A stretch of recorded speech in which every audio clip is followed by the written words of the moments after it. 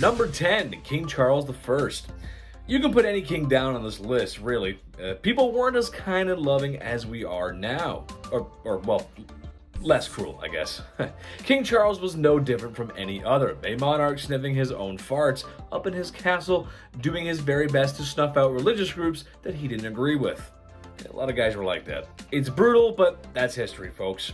Well, one such measure he took, I think, was so wrong, so heinous, and so criminal, and so offensive that he should have been locked up for life. During the 1600s, this man, in an effort to curb religious views, outlawed Christmas. Yeah, that's right. Outlawed Christmas. That means no gifts, no tree, no Santa Claus, no turkey, no stuffing, no nothing.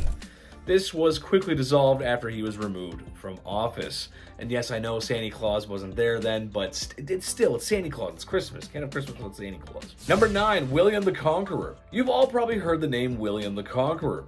Battle of Hastings, illegitimate son of the king fighting for the throne. Very violently too, I might add. However, today I want to talk about his dating skills. Look, dating can be hard. I get that. There's a lot of anxiety, especially when self-image comes into play. Ooh, I'm too fat. I hate my nose. And what are these legs? Ugh, no one's gonna like me. Everyone thinks like that. And it's always usually right before a date, too. You could be staring in the mirror and then all of a sudden all your bruises, pimples, and blemishes seem to show up out of nowhere. It's weird how that works. Well, William was different though. He was more confident. He didn't have confidence issues like the rest of us. To quote a brilliant chemist, he was the one who knocks. As the story goes, he was quite fond of one lass. She was not fond of him.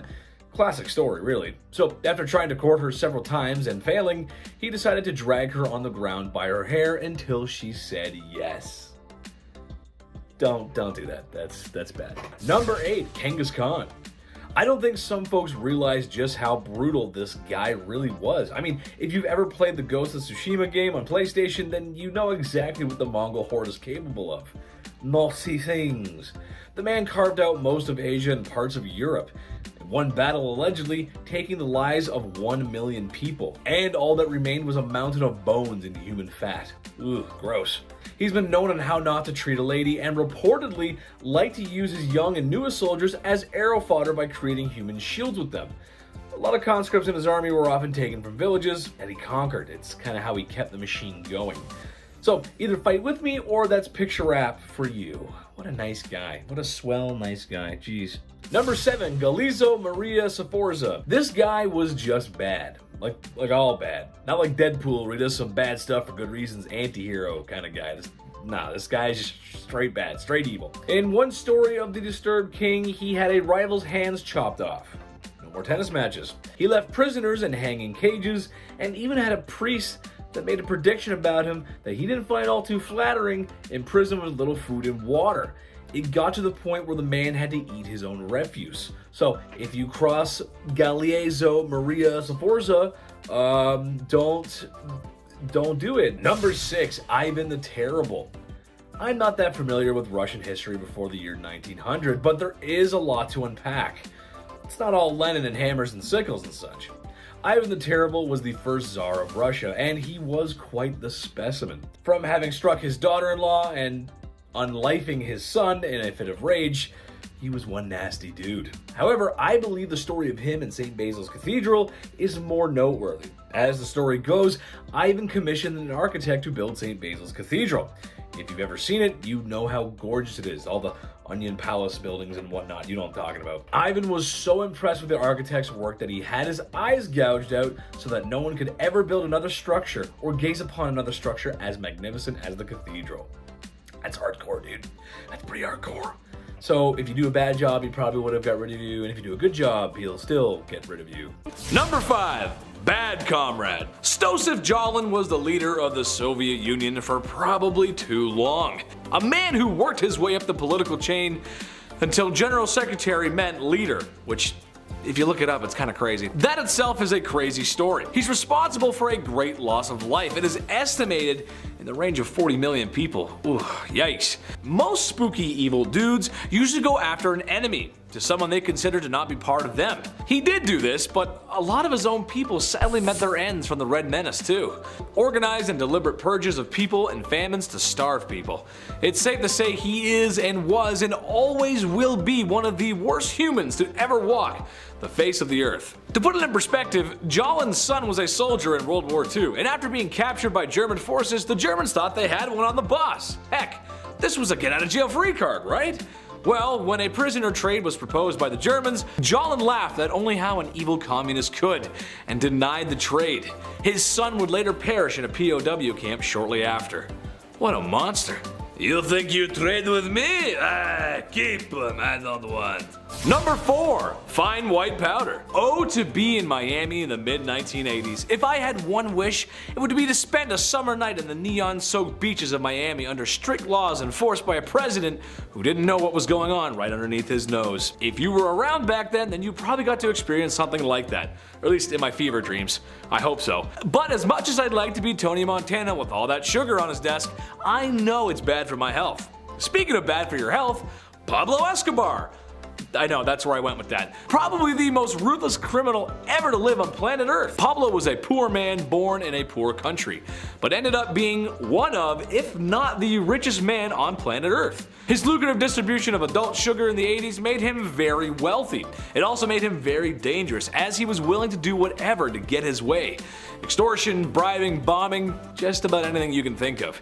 Oh yeah, he was one bad dude. He had so much money that he had to bury it all over Colombia. Every once in a while some of his buried treasure pops up, and as much as I want a quick million in US cash, I'll just put it back where it came from. Oh Dios mío, lo siento Pablo. Number 3. Al Capone. Another ruthless criminal, and honestly, Capone walked so gangsters like Pablo could run. Part of the ruthless Italian mafia that was the outfit, Capone worked his way through the ranks during 1920s Prohibition America, earning millions in his time where really just $100 could stretch a long way. Capone is noted for his violent behavior throughout his life and the many accidents he caused directly or indirectly.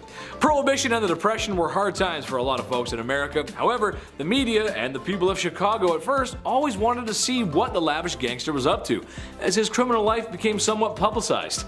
Most likely due to his wealth. The dude was rich. He eventually would get arrested and sent to Alcatraz, which was probably the worst prison in America, or the best Call of Duty Zombies map, depending on how you look at things. I look at things through a Call of Duty way, so Number 2, Gavrilo Princip. That might not be a name that you're familiar with, but it was the man who unalived Franz Ferdinand, which started World War I, which caused World War II, which caused the Cold War, which caused the collapse of Soviet Russia, and it's why you live in a post-war globalist world with markets developing rapidly in the cyber world. Except maybe the whole thing in Ukraine, watch out for that. Kinda crazy to think how all that could come from one wrong turn and a guy seizing an opportunity. But this also means he's kind of responsible, in a way, for all the bad stuff that happened in those times as well. So maybe don't seize the day, I'm not sure. Just don't be ruthless criminals, guys. Watch our videos instead. Although I could blame him for failing my math test in high school. Yeah, we'll go with that. Number 1, Mao Zedong. I'd like to come out here and tell you all about the chairman of China, but that simply is just too hot for TV, and if it's too hot for TV, it's too hot for YouTube. Basically, he was the dictator of communist China and is responsible for many lives lost. It's estimated to be somewhere in the range of 60 to 80 million people. Whoa! Dude was down bad, the definition of down bad, and although many were told to adore him, there's still a great many people who remember the terrible things he's done. From Beijing to Hong Kong, there's not a person around who doesn't know who he is. If being a no-good, rotten person was an Olympic sport, he would have gold medals coming out of his ears. Number 10. Queen of hating her daughter. Starting off this list with a bang would have to be the utterly despicable Maria Eleonora of Brandenburg, the Queen of Sweden. Queen Maria here seems to be guilty of the crime of attempted delifing. That's a pretty crazy thing for a queen, but it gets even crazier when you find out it was her own daughter who she tried to do this to. For some reason, when the queen gave birth to her daughter, who she wanted to be a son, she instantly thought of her sweet, innocent little daughter as a dark and ugly monster with black eyes. Gotta love coming into this world and being hated purely for existing. As she saw her as a monster, Maria tried to have her daughter dispatched multiple times, and I don't know what this crime would be called, but she even forced her daughter to sleep next to the rotting corpse of her own father. Maybe that's the true crime here, because this is messed up. Number 9. Don't mess with the Empress. The only powerful female emperor in the history of China has got to make you extremely ruthless, simply because you are a target and you would have needed to work to get to where you are. And you know what? Wu Zetian, who ruled during China's Tang Dynasty, was quite ruthless. She took her position of power by force, and she slayed many people in order to do so. But she didn't stop there. She committed more acts of slaying throughout her rule as well. And I don't mean like slay queen, although that does really work for this list, but no, she slayed people. And we don't support that kind of criminal behavior, even if you are above the law. To make matters worse though, it is reported that even her mother and grandchildren fell onto that list of victims, all because they were against her. Truly a ruthless queen. Number 8. Mommy issues. Empress Irene of Athens ruled between 797 to 802, and she co-ruled with her son for 2 decades before leading it all by herself. That's not a crime, but how she did so was a bit more, I don't know, just a little outside the realm of legality by today's standards. Her son, Emperor Constantine VI, was not a popular emperor, and the empress was quite an ambitious and greedy woman. She wanted full control of the Byzantine Empire, and to do that, with the help of some political allies, Irene led a conspiracy against her own son. Poor parenting skills if you ask me, but hey, the two actually made up and were at least somewhat civil. That is until Constantine divorced his wife and married his mistress, turning the people against him and giving Irene the opportunity to lead another conspiracy and then have her son's eyes gouged out. Yay! Number 7. Rana Valona. I honestly didn't know Madagascar had queens or kings. That's not because it doesn't make sense, I'm just dumb. Thanks to me being a young child, I thought the only royalty Madagascar had was King Julian, you know, like the lemur. King Julian! Like that King Julian. But they did have kings and queens, and one of these queens was pretty damn brutal. Queen Rana Valona I ruled Madagascar between 1828 and 1861, and there is absolutely no doubt that she would do anything for her kingdom. After King Radama I, her husband, passed away, she took over the crown, and during her reign, she put a lot of people to the axe, or whatever way they executed people in Madagascar. Her uncle was one who met the sticky end to protect her power. But some records state that Rana Valona ended her own mother's life by subjecting her to starvation. Rana Valona sent her mom to her room and didn't let her have dinner. Or any meals, really. That's never okay, and would get someone like us charged under the law with something. I don't know what exactly it would be, but it'd be something. Number 6. Pretty firmly against cheating. Not to be weird, but I can kind of see where this queen is coming from. At first I sort of get it, but not later on, just at first. Henry II of France had a lifelong affair with his mistress, Diane de Poitiers, and even while on his deathbed, he begged his own wife, Queen Catherine de Medici, to allow him to see her. Kind of really disrespectful to your wife, but I guess he loved his mistress too. I'm kind of confused on the morals of this. However, the queen was not confused on the morals and didn't give in to his plea. In fact, she even denied Diane entry into the room, letting the king pass away without having his dying wish granted. Damn. That ain't a crime. This queen had a daughter who took after her dear old dad when it came to the whole monogamous relationships, meaning she didn't really have them. When the queen mother found out about her married daughter's new romantic interest, she locked her daughter up in a castle and never saw her again. But she became even worse when she ordered her daughter's romantic interest to be executed in front of her. Now that is rough. And while she didn't do the deed herself, giving the order is kind of bad enough. It gets worse. Her son, King Henry, didn't like that she cruelly did this to her own daughter, so she had him dispatched as well.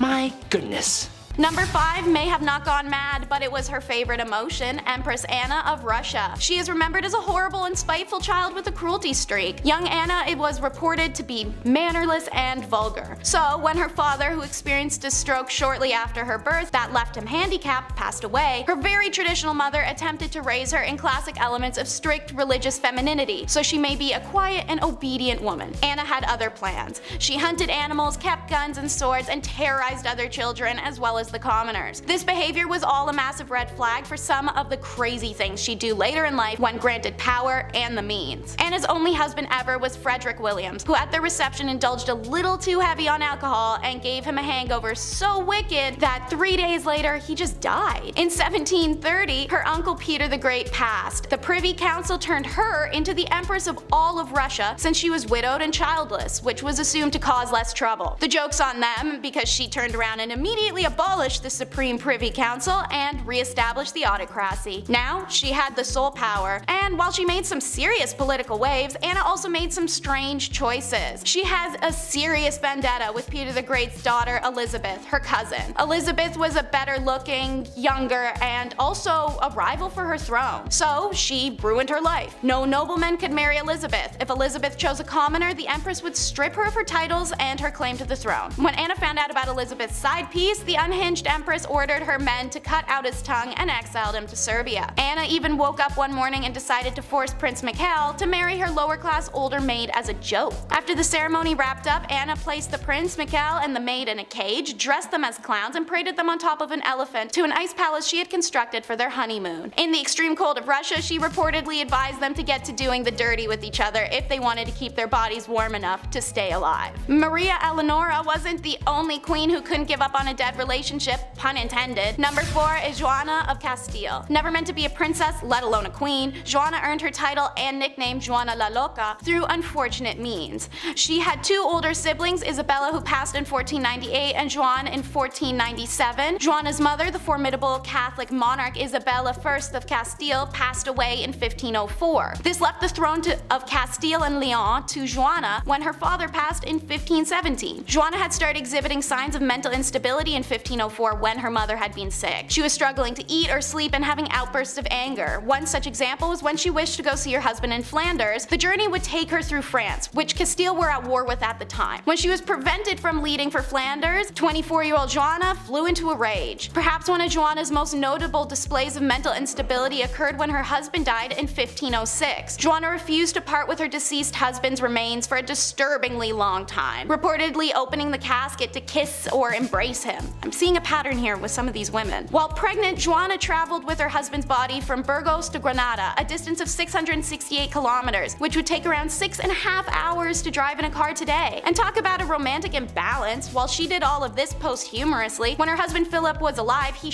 talked Joanna's madness to anyone that would listen and completely discredited the woman. In 1509, Joanna was placed in the royal monastery/convent of Santa Clara in Tostillas, Castile, by her son Charles, who also forbade Joanna to have any visitors until her passing. The most recognizable name on our list is Marie Antoinette, who is number 3 in our countdown. Married at only 14, Marie was known to have lived an opulent lifestyle, but there was a lot of conspiracy and debate about the young woman. She was performing what she knew her royal duties to be, and she was known for not always being the most educated. She started the trend of riding donkeys and the worldwide trend of feathered/stuffed bird hats. She even once had an entire miniature village created with functioning shops so that she and other elites may dress like commoners and experience living lower status. Marie was misguided and young, but she was also the victim of an incredible smear campaign. She was accused of having ulterior motives constantly, supplying the Austrians with military plans or siphoning millions of livres of treasury money to Austria. It was the tales of sexual deviance that were the most damaging though. Alleged to have had orgies, laid with commoners, or even have sex with her own ladies-in-waiting. Her most offensive accusal was thrown at her in trial before her famous decapitation, where she was accused of committing indiscretions with her own child, Louise Charles. With such a vast array of accusations against her, not one of which was supported by any concrete evidence, the trial was a formality, conceived merely as a step towards completing the revolution. Marie Antoinette was declared guilty and executed only hours later at the age of 37. Speaking of sexual deviance, meet Queen Anna Nzinga, who is number 2 in our countdown. Queen of what's now known as present-day Angola, Ana took the crown when her brother passed away.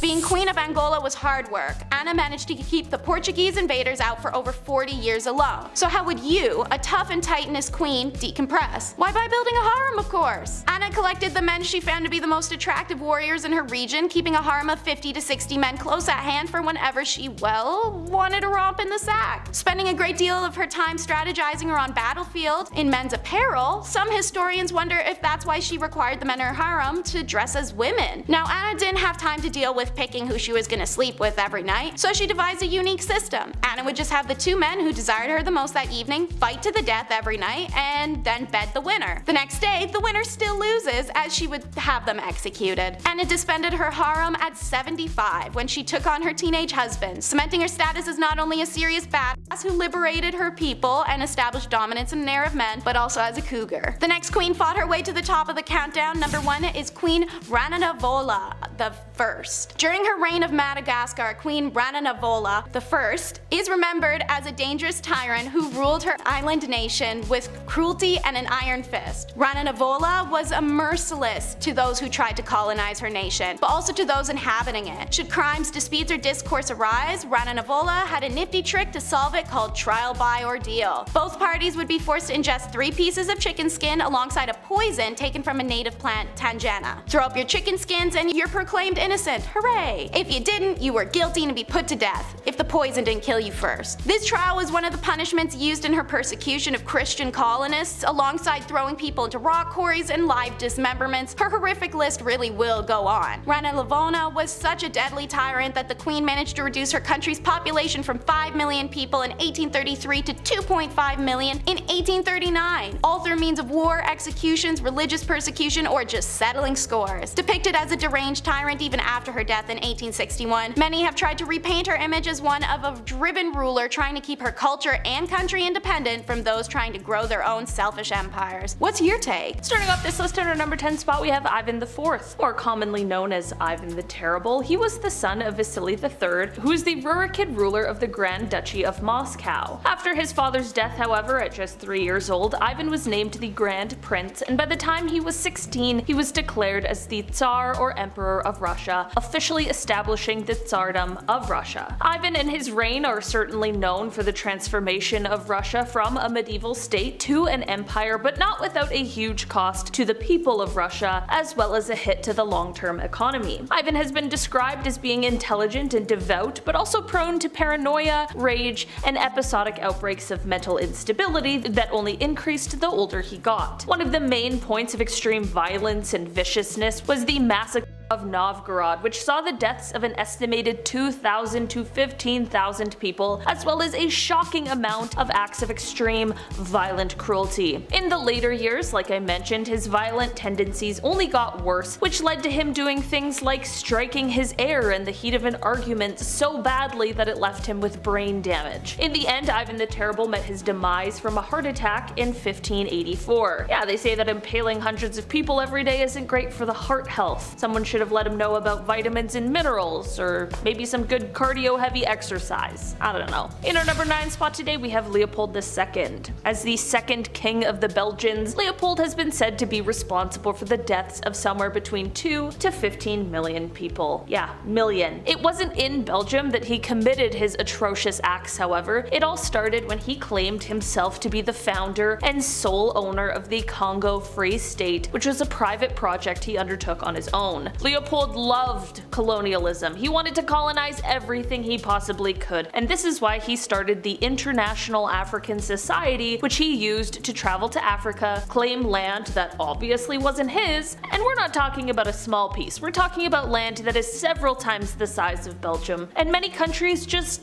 let him do this and allowed him to freely rule this land. This is definitely already bad enough, but of course things only got worse. Leopold had his own private militia that he used to force the indigenous population into hard labor. While Leopold was doing this, of course, for economic reasons, he also was just doing this because he was a messed up guy. He was terrible. He made those who lived here harvest and process rubber, and the punishments for those who didn't harvest enough for him were extremely severe. Not to mention, it Carlos also said that sometimes he would just inflict harm because he could. Eventually, a stop needed to be put to his wrongdoings, but of course he was going to do everything he could to hide some of the horrors he did. The entire archive of the Congo Free State was burned, and he told his aide that even though the Congo had been taken from him, quote, "they have no right to know what I did there." The Congo was taken from him but remained under the rule of Belgium in 1908 until the Congo was given independence in 1960. As for Leopold, well, he remained the ruler of Belgium until his death in 1909, but the secret was out now and no one liked him. In fact, his funeral procession was booed by the crowd because everyone was angry at him for the things that he had done. In our number 8 spot today, we have Qin Shi Huang. While this leader is often credited with creating the first unified Chinese empire, the Qin dynasty, these accomplishments didn't come cheap. When he came to power in 221 BCE, he strictly followed 7 principles which not only pushed for severe punishment, but also acted in contraries and issued unattainable orders. He also is said to have been extremely paranoid about the power of the educated, which led to him burning books so that no one could ever learn what was in them, and he also killed 460 Confucian scholars in just 1 year, which some claim was because they were unable to make him immortal. Huang wanted not only to establish a transport system, but also build a wall to keep out enemies, and this meant that he had to relocate at least 120,000 families. He declared that all would be equal under one law, and then taxed everyone heavily, and because of these heavy taxes as well as the insane labor that was expected to create the wall and the transport system, thousands of people were overworked, starved, and perished. He also had laborers create a massive tomb for him, complete with 8,000 life-size terracotta warriors and horses, which you may be familiar with because now it is rumored to be an extremely haunted place. I mean, an evil ruler's resting place? Yeah, of course it's haunted. In our number 7 spot today, we have Don Carlos. I'll be honest, this little troublemaker never made it to the title of king, but he sure was a little too close for comfort when you hear about the kind of things he was doing. Carlos was the Prince of Asturias during the mid-1500s, as he was the eldest son of King Philip II of Spain. It is said that Carlos may have had some troubles right from birth, which many believe could be due to the inbreeding that was common in the family at the time. Descriptions of his behaviors, though, are far worse than what anyone could have expected. It is said that Carlos did horrible things like hurting or taking the lives of animals just for fun. I mean, nowadays we call that a huge warning sign for potential killers. Back then they just chalked it up to boys being boys. It is even said that at one point he purposefully blinded all of the horses in the royal stable. Red flags, they were abundant. Soon, of course, his cruelties would extend to humans, with people claiming that one time he chose to whip a servant girl for no reason other than because he could. And apparently one time he made a shoemaker eat a pair of shoes that he had made the prince that he didn't like. He was just a little twerp. Carlos was set up by his family to marry the eldest daughter of King Henry II, but after a few hours with the man, she decided there's no way in hell. Like, he was so bad, she would rather marry his dad, which she did in 1560. In the end, Carlos was found to be plotting to take out his own father, which landed him in prison in solitary confinement, where he passed away 6 months later. In our number 6 spot today, we have King Charles VI. King Charles VI started off his reign by being very well loved and respected, but as time went on over his 4 decades of ruling, he ended up being known as Charles the Mad. His erratic behavior had him hacking up knights, imagining that he was St. George, and he would also have bouts of amnesia where he would be able to recognize some people but not his wife and children. This is all very strange and of course quite sad, as he was obviously exhibiting signs of extreme mental illness, but one of the strangest symptoms was him believing that he was made of glass. He was terribly frightened of falling or being jostled too hard, and he would actually insert iron rods into his clothing to try and keep himself from shattering. But then he would also apparently run wild at top speeds throughout the halls of the castle or the streets, which would obviously mean that he was totally abandoning his fear of fragility. It apparently got so bad that he had to be held inside with the entrances bricked up. Sadly, he continued on this path until he passed away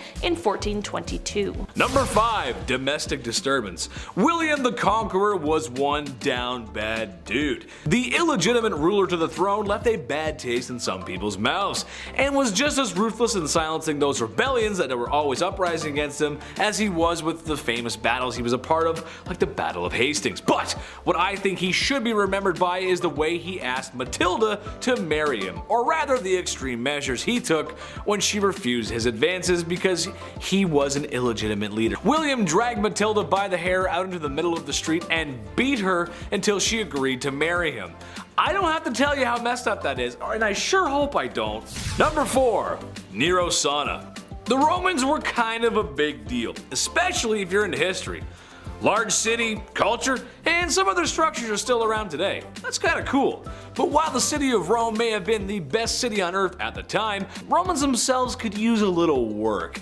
Meet Emperor Nero, the vicious leader of Rome who became emperor through ill-gotten gains. However, in what may have been one of the first acts of flexing the male patriarchy, the divorce or forced separation of his wife Claudia Octavia comes to mind.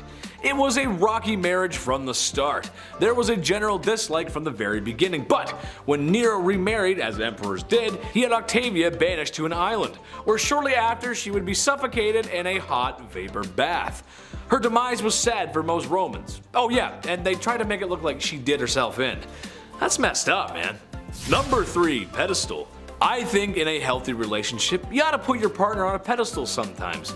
Maybe your partner is drop dead gorgeous, a promising athlete, really enjoys collecting stamps. You go, little rock star, collect those presidential stamps. However, Emperor Caligula of Rome had some other ideas. He would literally put his wife, who he claimed to love, up on a pedestal stark naked and let his friends in the military gawk and glare at her.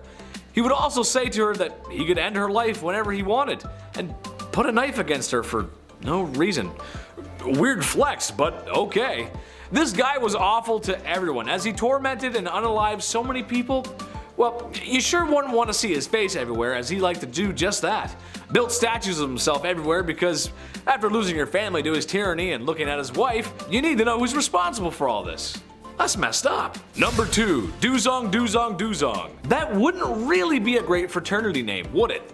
Well, the Emperor of Duzong of China would think differently, as when he was in charge, that's pretty much what the royal court looked like. Enough drinking to keep AA in meetings for 100 years, and enough ladies of the evening to... Well, I don't have a joke for this one, but there were a lot of them, trust me. Having massive parties like that and enjoying the company of other women is not how you respect your wife. To make matters worse, it seemed that too much partying may have been a bad thing. Who would have thought? As what he made up for in a fun weekend, he lacked in governing, as the Mongols were at his front door, or gate rather. Eventually, his empire would burn to the ground. All thanks to alcohol, and many women who laid down for their lives, literally. Number 1, side piece. Look, I enjoy the company of a woman just as much as the next king sits on his throne.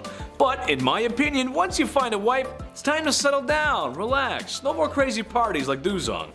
This is another generalization, but every king did this. Every king in the past has had mistresses, as if that is a totally okay thing to do to your wife and oftentimes the queen of your kingdom.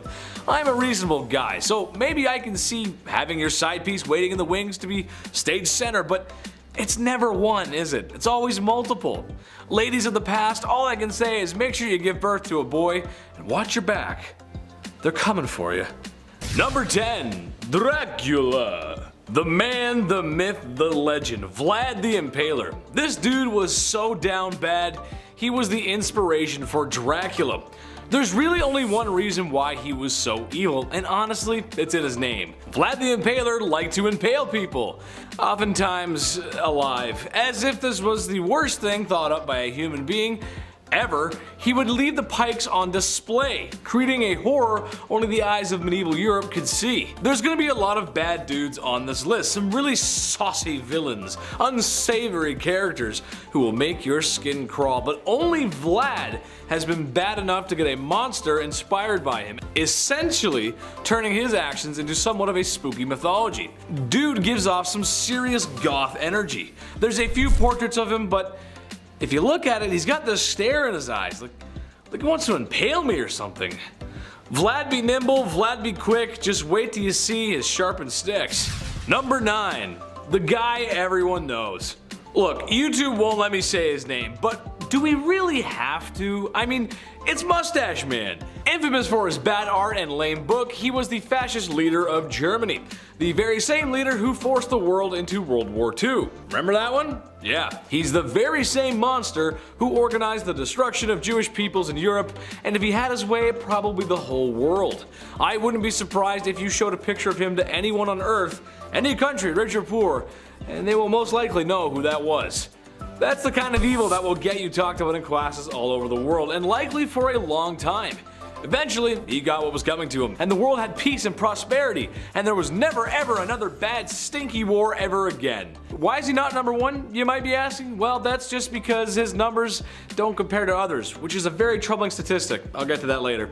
Number 8, Busy Man. Most people on this list are not going to need any introduction. Genghis Khan is no exception to that. The Mongol warrior king saw his nomadic empire stretch thousands of miles, being one of history's largest empires. If you've been paying attention in history class, and you should have been, don't skip class or Big Ched will put you in the naughty corner. Bad.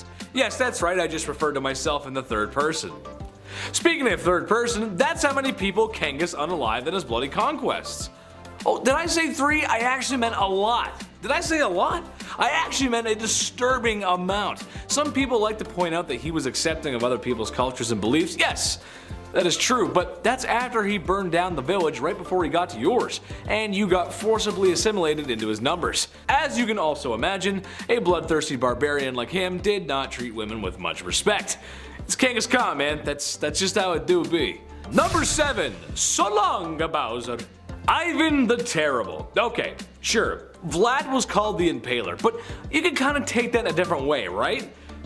Not in that way. All innuendos aside, with a name like Ivan the Terrible, it's kind of hard to work around that. Even as a child, Ivan was showing traits of an evil dictator, or supervillain really, as it's said that he would throw animals off of tall roofs in the same way that Mario throws Bowser off of platforms. Becoming the first Tsar of Russia and probably its worst, he's responsible for many horrors and crimes, but the most infamous being his responsibility for his own son's demise. After a heated argument regarding his unborn grandson, and in a binding fit of rage, Ivan claimed his son's life. Sure, dads get angry when sons don't help mow the lawns or help take out the trash, but that's going a little far. One minute you're having a fight with your dad, and the next minute you're being carried out by Ghanaian pallbearers. You know, the dancing guys, the memes, the casket, you know? Yeah, it's a joke. Number 6, the Mad Doctor. I love doctors. Shout out to the people working in the medical field right now. I appreciate you. I couldn't even imagine the horror that is medical school though. We all know my track record for reading, and hours upon hours of studying would just be bad for my health. I gotta squeeze more video game time in there, it's just how I work, man. However, one doctor I would not want to cross is Dr. Henry Howard Holmes. He is most likely the inspiration for a lot of horror movies. A serial unaliver. Said to have been performing surgeries on animals at a young age, which, again, doing some freaky deaky stuff to animals as a kid is like the red flag of red flags. It's like the only red flag. If that wasn't enough, he used to steal cadavers from the university he was studying at and doing all kinds of not nice things to them, naughty, bad. Having a clear obsession with medical practices and anatomy probably was helpful in disposing of his victims. And like something from Tales of the Crypt Keeper, that's exactly what he did. He constructed a large house, or building really, with trap doors, secret tunnels, and a lot of rooms. A basement where he could dispose of his victims. He would later then open this house of horrors up as a hotel where unknowing people would come to meet their doom. Yes, Tales of the Crypt Keeper. Come check in to the Hotel of Doom. Number 5. Louis XIV, King of France, the Sun King, the God-given.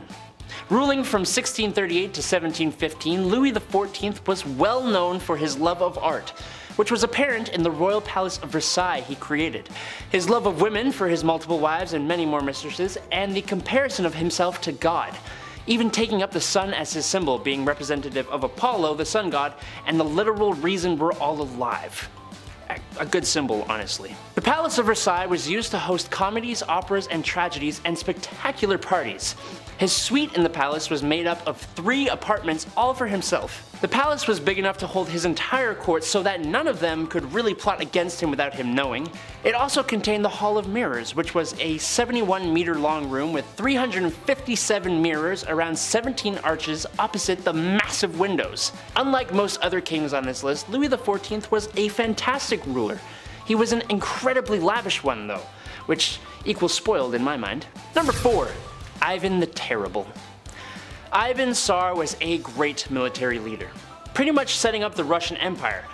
A great leader with an absolutely terrible temper. His rage-filled outbursts just got worse and worse over the years of his rule from 1530 to 1584. One of these incidents even ending in the stab-filled demise of his own son. He had a special force called the Oprachina who eliminated anybody he felt threatened him, and he led this force to Novgorod in 1572, resulting in the massacre of Novgorod, which gets him a firm place as one of the cruelest of Russian rulers. There is the even more popular story of him making that peculiar looking castle in Moscow, and then dispatching the man who designed it so no one else could have one.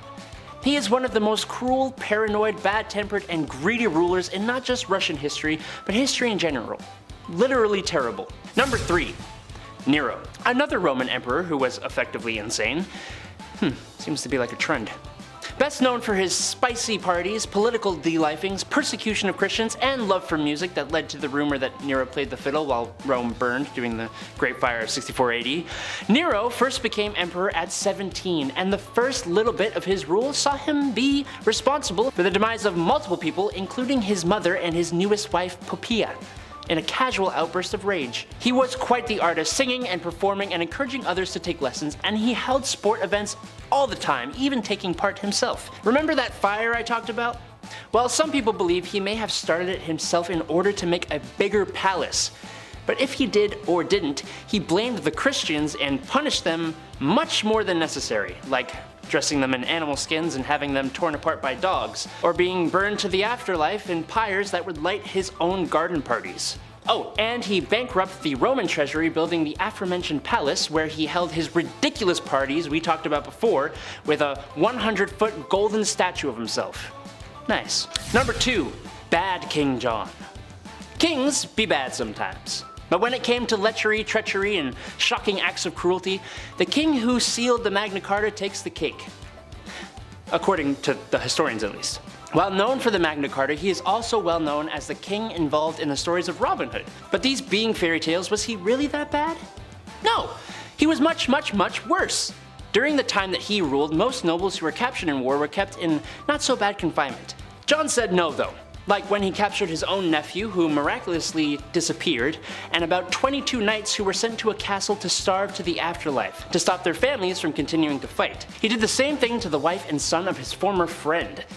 If that weren't bad enough, when his brother, who was king at the time, was taken prisoner, he tried to seize the throne, and he is famous for forcing himself on the wives and daughters of his own barons.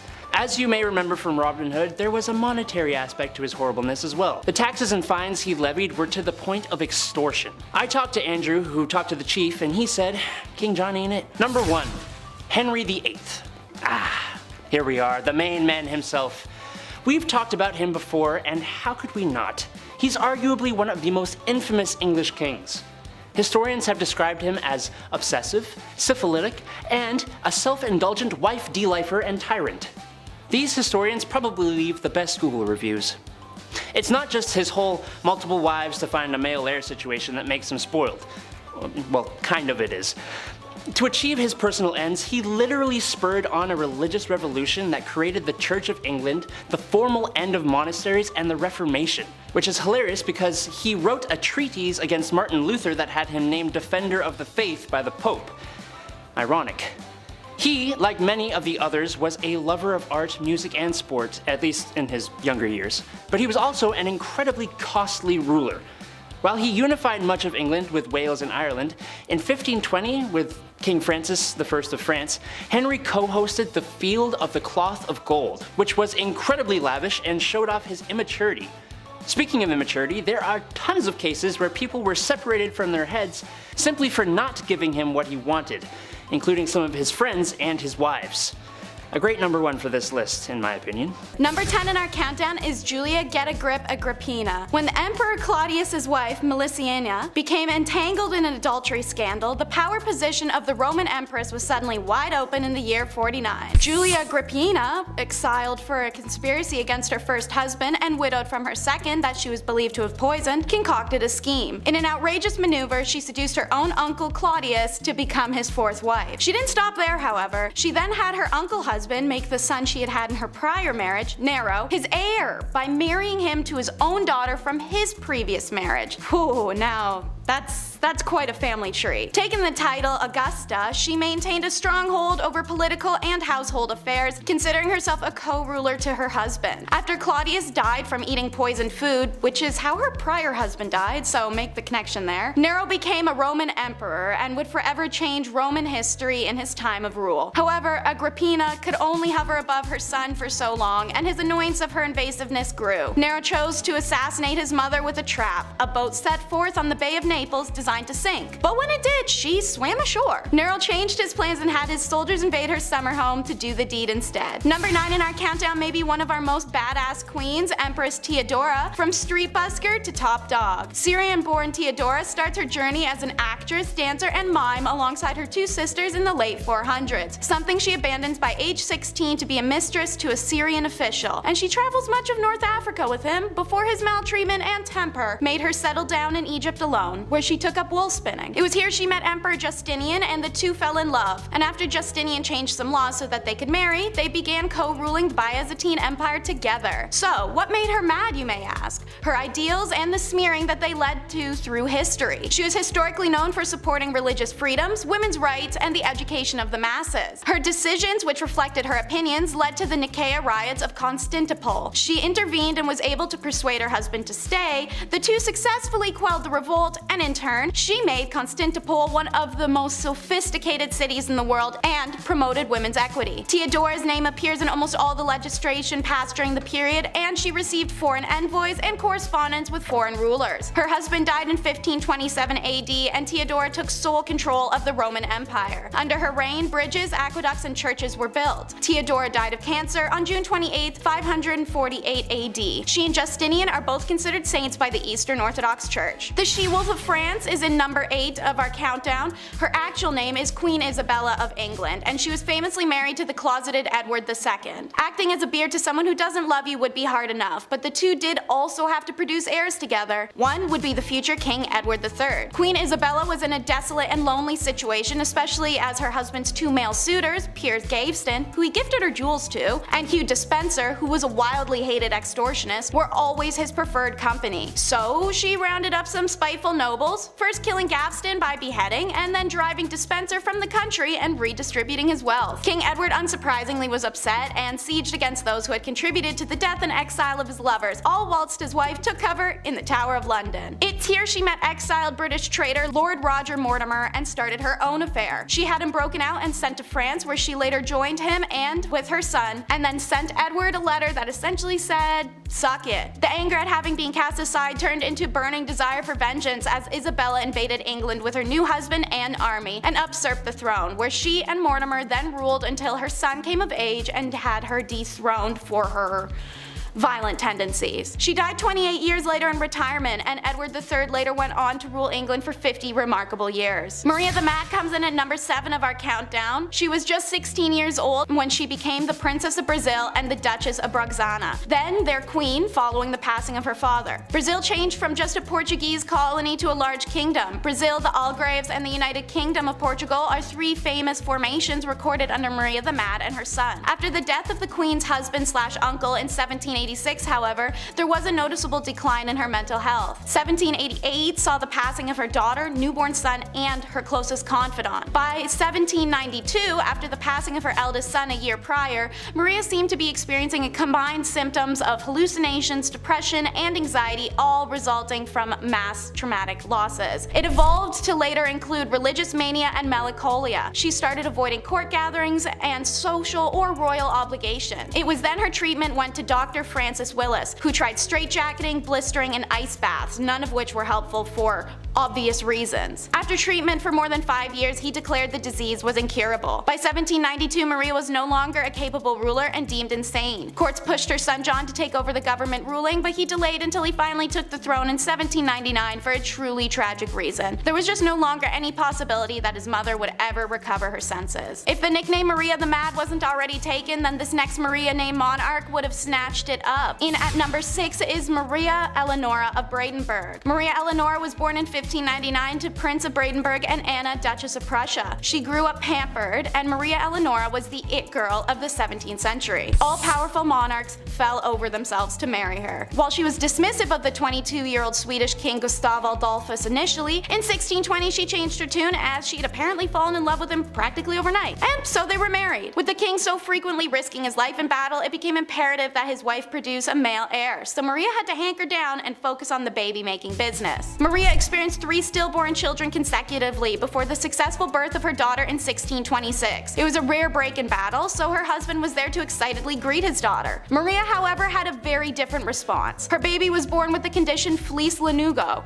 a condition where hair covers the body of a newborn. Her infant was enveloped from its head to its knees, leaving only its face, arms, and lower legs visible. Maria was horrified, claiming to have birthed a demon, and rejected her daughter for the decade to come, even after losing her husband in 1632 Battle of Lutzen. And while everyone mourns their own way, it's easy to say Maria really took it up a notch. She forced their daughter to sleep in blacked out rooms and reportedly hung King Gustav's heart in a golden casket on the ceiling above the bed, making the girl sleep directly under her father's blessed remains. In 1633, Maria Eleonora returned to Sweden with her beloved's embalmed body. She refused to bury Gustav for more than a year, reportedly embracing and caressing the decomposing king. Maria's story continues to become more demented with time, and her daughter grows to become her caretaker, especially when troublesome Maria runs away to Denmark permanently and her daughter's left to become the queen and pay her mom's allowance to Danish royals. Awkward. Number 5. Nothing left. Alexander the Great was an excellent warrior for his time. Having conquered so much at a young age is really quite impressive.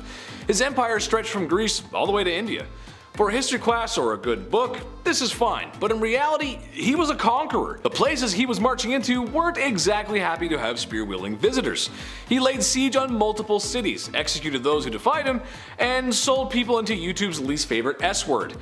Just about checks off everything a guy needs to be considered a tyrant. History remembers his conquest, but I for sure will not forget how brutal conquerors can really be. Number 4. Chop chop. While Maximilien Robespierre was not a king in the monarch sense, he did hold a lot of political power in France when the political climate was quite messy. Plus, France was at war. But even messier than that is the way he dealt with citizens who were deemed anti-revolution, by sending them to the guillotine. Within a 1-year period, he sent 17,000 people to their dooms via the National Razor, or as it became to be known. He even began practicing deism, something he called the cult of the supreme being. And if you know your history, you know that you can't get away with that forever. And with some sweet poetic justice, Robespierre was sentenced to the guillotine. Number 3. All my friends are dead. Usually when people expire, the human thing to do is bury said lifeless human. It's just what we do. But apparently Ferdinand I of Naples did not get that memo, instead taking a page from Night at the Museum. No, this is not a cute comedy movie starring Ben Stiller, but in reality a complete horrifying nightmare. Ferdinand took the saying, "keep your enemies close," a little too literally, as his favorite form of punishment was to mummify his enemies, which, let's face it, if he's a king, there's gonna be plenty. And he would like to display these mummies in what's probably the coolest place to be if you're into that weird goth stuff. He did keep some alive in the dungeon, but he much preferred his guests embalmed, where he would have them dressed up on display, just as they were before making the mistake of crossing Ferdinand. Now, what's the point of having that hardcore collection if you're not going to show it off? Well, he did. To the people he suspected of treason, which, in a place like that, treason leaves your mind pretty quick. Number 2. Average height for the time. Napoleon Bonaparte was one of the greatest military strategists of his time, maybe of all time. With full support of the French army, Napoleon found himself earning gallant victories one after another, all being accomplished at a very young age. However, after years of great success in multiple wars and kicking a lot of imperial butt, it started to go to his head. Shortly after the coup that overthrew Robespierre, Napoleon had gained enough support to claim himself as the Emperor of France. With said power, dissolved the freedom of press, reduced the rights of women, and oh yeah, he was at war with most of Europe for years to come. While his military victories cannot be understated, his rise as a tyrannical dictator makes him very unholy. Number 1. Dracula. There's been a lot of unholy things said here today, but old Vladdy takes the cake. What he lacked in land and power, he made up for in his brutality. As the legends go, Vlad was creative in his punishments, and was well noted for his human art pieces. And by art, I mean impaling his enemy on pikes, sometimes through their rear ends, and leaving them as warnings for anyone who dared cross him. Similar to the time visiting envoys wouldn't remove their hats as it is to do in tradition, so Vlad had their hats nailed to their skulls, so that they may never remove them. There are a few other stories that are just too hot for YouTube, but I think he's a textbook example of unholy. He may also be the inspiration for Dracula. Imagine being that much of a monster one is created in your likeness. I mean, just looking at the painting of this guy creeps me out, man. Whoa! Number 10. No one's ever really gone. You may have heard that said when losing a family member, a pet, or in the worst Star Wars movies ever made. Sorry, not sorry Disney, those are terrible. But perhaps there is someone who is never really gone. Genghis Khan. Yes, that's right. The ruthless Mongol warrior who conquered so much in his time that we're still talking about it today. So why is this big bad warrior still with us today? Well, that's because of DNA. Yeah, in his time there was lots of activities going on, besides the usual pillaging the village and unaliving those who oppose you. There were a lot of happy endings, let's say, and by that I mean forced non-YouTube friendly conduct bedroom happy endings. So much so that when a study was conducted back in 2003, 8% of men in Asia were thought to be descendants of the mighty man himself. 0.5% worldwide. That doesn't sound like a lot, but we're talking about millions of people here. Next time you go out, you may be brushing shoulders with the warrior's kin. Prepare for battle! Number 9. Henry again? Boy, it's really hard not to talk about this guy, but dude was kinda down bad for it. He's just most well known for his mistreatment of his wives, and by mistreatment, I don't mean getting into a fight over whether or not the toilet seat should be up or down and then having a very toxic argument in front of family members. No, because when Henry was upset with marriage, he wanted divorce, which honestly was kind of taboo for the time. Oh yeah, and he also beheaded 2 of his wives because that's how it goes. I know every couple has their issues to work out, but for most dads out there, having sun-drenched beer-fueled weekends, they never go beheading after that. Although, Dad's been staring at the lawnmower for a while and there's a lot of blades on that. Dad? While it is true King Henry VIII did behead 2 wives, he didn't do it to all of them. And at some points we're honestly quite pleased with his holy sanctity of marriage. Anyone who's ever been married can tell you how peaceful and sacred that bond really is. Number 8. The People's Princess. Okay, I know Prince Charles isn't exactly a king, but he is royalty, and the man kinda did Diana dirty. That's a quick and half put together allusion to a Michael Jackson song for the English majors and the audience. Being royalty isn't easy. Being royalty in a modern age when paparazzi overwhelm you with lights and cameras just for a juicy piece of gossip like, when was your last bowel movement? Is it slow? Extra, extra, read all about it, the princess is constipated. That's just not fun. So after Prince Charles and Princess Diana had been married for a few years, you can understand how excited the media was to find out about their marital disputes. There was 3 of us in this marriage, so it was a bit crowded, was a quote by Princess Diana that gave the media a field day. Sadly, Prince Charles was having an affair, and it wouldn't be too much longer that Diana would perish in a car accident that may or may not be organized by the royal family themselves. Number 7. Midlife crisis. This one's kind of generalized because if I didn't, I'd have to mention almost every king ever. So here we go. Back in ye olde times, the access to better healthcare just wasn't there. Doctors aren't washing hands. Imagine, Buddy eats some greasy mutton and then says, alright, time for your enema. But those aren't the only greasy hands around certain orifices I'm talking about. I'm talking about kings marrying older girls at the ripe age of 12. Yep, that's right. Nothing says experience in womanhood like being 12. People didn't live long, and oftentimes these arranged marriages had ulterior motives, like alliances or business really. However, that does not make up for marrying a 12-year-old who may or may not have started those super weird changing times, like when you were 12 and now there's hair showing up in places that you didn't know there could be hair. I sent a courier to the chief and he came back with this message. It ain't it. Number 6, till death do us part. Love and marriage go together like a horse and carriage, but sometimes the crooning words of Frank Sinatra aren't enough to keep people in love. Sometimes marriages end up like the ones we see on sitcoms, but when there's no laugh track, it's not very funny, and sometimes divorce is the answer. Medieval Germans thought this too, and something they practiced was divorce by combat. Basically, the man goes into a hole with his arm tied behind his back and the woman is free to move around with a sack of rocks. These proceedings are strange, as I'm sure no husband or wife married today would ever get so frustrated with one another that they would want to hit one another on the head with rocks. Oh, the blessings of being married. Number 5, a too brute. Agrippina of Rome was like many mothers, in the sense that she would do anything for her kids. I'm sure every mom at home watching would scheme and slaughter their way through Roman nobility in order for her son to become emperor, right? I mean, come on, it's for the family after all. She only did it a few times, and seized the wealth of nobles, which further solidified her powerful position. And her son, her beautiful baby boy Nero. How did the young lad return the favor of all this bloodthirst and treachery? Like mother, like son. Chose to fatally remove her of her power. What a nice family story right there. My mom usually just makes turkey with the stuffing, but maybe I can ask for the Roman throne this Christmas. Mom! Number 4, revenge. Boudica was the wife of a man who had spent his time serving the Roman Empire. So when a deal was altered Darth Vader style by the Romans over what would happen to her husband's kingdom, she was pissed. Karen pissed. To be fair, she did have a point.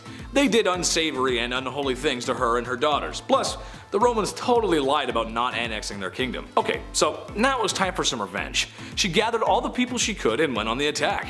The Romans surprisingly did not fare that well. Boudica was having such good luck she decided to burn London down. Of course, no civilians were harmed in the process. I'm just kidding, a lot of people probably didn't do too well, as humans can't live in fire. Sure, she was owed some revenge, but burning down a whole city? That's a lot. The Romans did eventually catch up, and she was forced to drink poison in order to avoid capture. She is remembered as somewhat of a hero to some. Number 3. Girl power. Tamar of Georgia was a woman who didn't take kindly to men questioning the rule of a woman, as you would wind up dead. She is noted for having a hand in the golden age of Georgia. Funny enough, she was made a saint, even though she vanquished all the Orthodox clergymen at the time for also questioning her rule. Her husband aided in conquering more land, but when he couldn't keep it in his pants, she banished him and remarried. You go, girl. You commit acts of unholiness and stand up for yourself. Number 2. Serial killer? Daria Saltkova was not necessarily a queen, but she was Russian nobility. She had strong connections with the royal court and other Russian nobility. She was also very unholy. Now, maybe you can blame it on her being widowed. Maybe she's just crazy. But her actions were sadistic. She's noted for having severely tormented her serfs and would straight up just kill them, with numbers reaching at least 138. At first, complaints about family members disappearing after working for her royal nightmare were ignored. She was just too powerful and connected. Eventually, a petition was put together and shown to Catherine the Great, where it was decided Daria would be tried publicly. She spent 1 hour in a public space in Moscow where people scorned her for her crimes. She was then sentenced to prison, where the rest of her days were spent. She is also at times compared to Elizabeth Bathory, who committed similar non-nightmare-inducing crimes. Just kidding, they were an absolute nightmare. Number 1. Her Royalness Queen Elizabeth II. Queen Elizabeth II may be the modern Queen of England, but that does not make her free of controversy and unholiness. If you are to believe in conspiracy theories, then perhaps old Blighty had a hand in a few things that to a normal person would be considered immoral. The death of Princess Diana immediately comes to mind, as there is some evidence to suggest the family is behind it, and her being the queen and all, it's easy to make the connection. But perhaps the most unholy crime ever committed, apparently the queen likes her sandwiches with the crust cut off. Imagine all the extra time needed to trim the crust off every sandwich. I want to talk to HR just thinking about all the extra work. But maybe you can cut the crust off of mine? Don't tell anyone though. Okay, thanks. Number 10, Elizabeth I. Good old Queen Bess is one of the most remembered queens in the British monarchy, male or female. She's a pretty big deal. Elizabeth loved to make her fellow male nobles fall under her spell. She was witty, cunning, and very well liked by her court. However, one of the things that earned her some enemies was establishing a Protestant England. Her sister Mary, her predecessor, fought very hard for the opposite. She was very Catholic, and we will get to how bloody that was later, but Queen Bess a lot of people off, especially Spain. She was supposed to marry the Catholic Spanish king after her sister passed, but she turned him down. This led to a conflict between Protestant England and Catholic Spain, but her navy defeated the Spanish Armada in 1588. Mary, Queen of Scots, laid claim to the English throne and was one of Lizzie's greatest internal threats. Mary was a Catholic, which made all the Catholics of England back her. Mary was also presumed to be behind several assassination attempts against the Queen. Finally, Queen Elizabeth had to take action, and after keeping her cousin hostage for 20 years, she finally had to have her executed. And we'll talk more about her later. Number 9, Catherine the Great. So Catherine the Great was called the Great for a reason. She was a pretty epic woman by most accounts. She even had one of the first vaccines, which is pretty crazy. Though she wasn't actually born in Russia or even Russian at all, Catherine was not content to go down in history quietly. She considered herself an enlightened ruler, and history tends to agree, with aims of prioritizing education for the people. She had many lovers, and there is enough evidence to suggest that the son she had was illegitimate.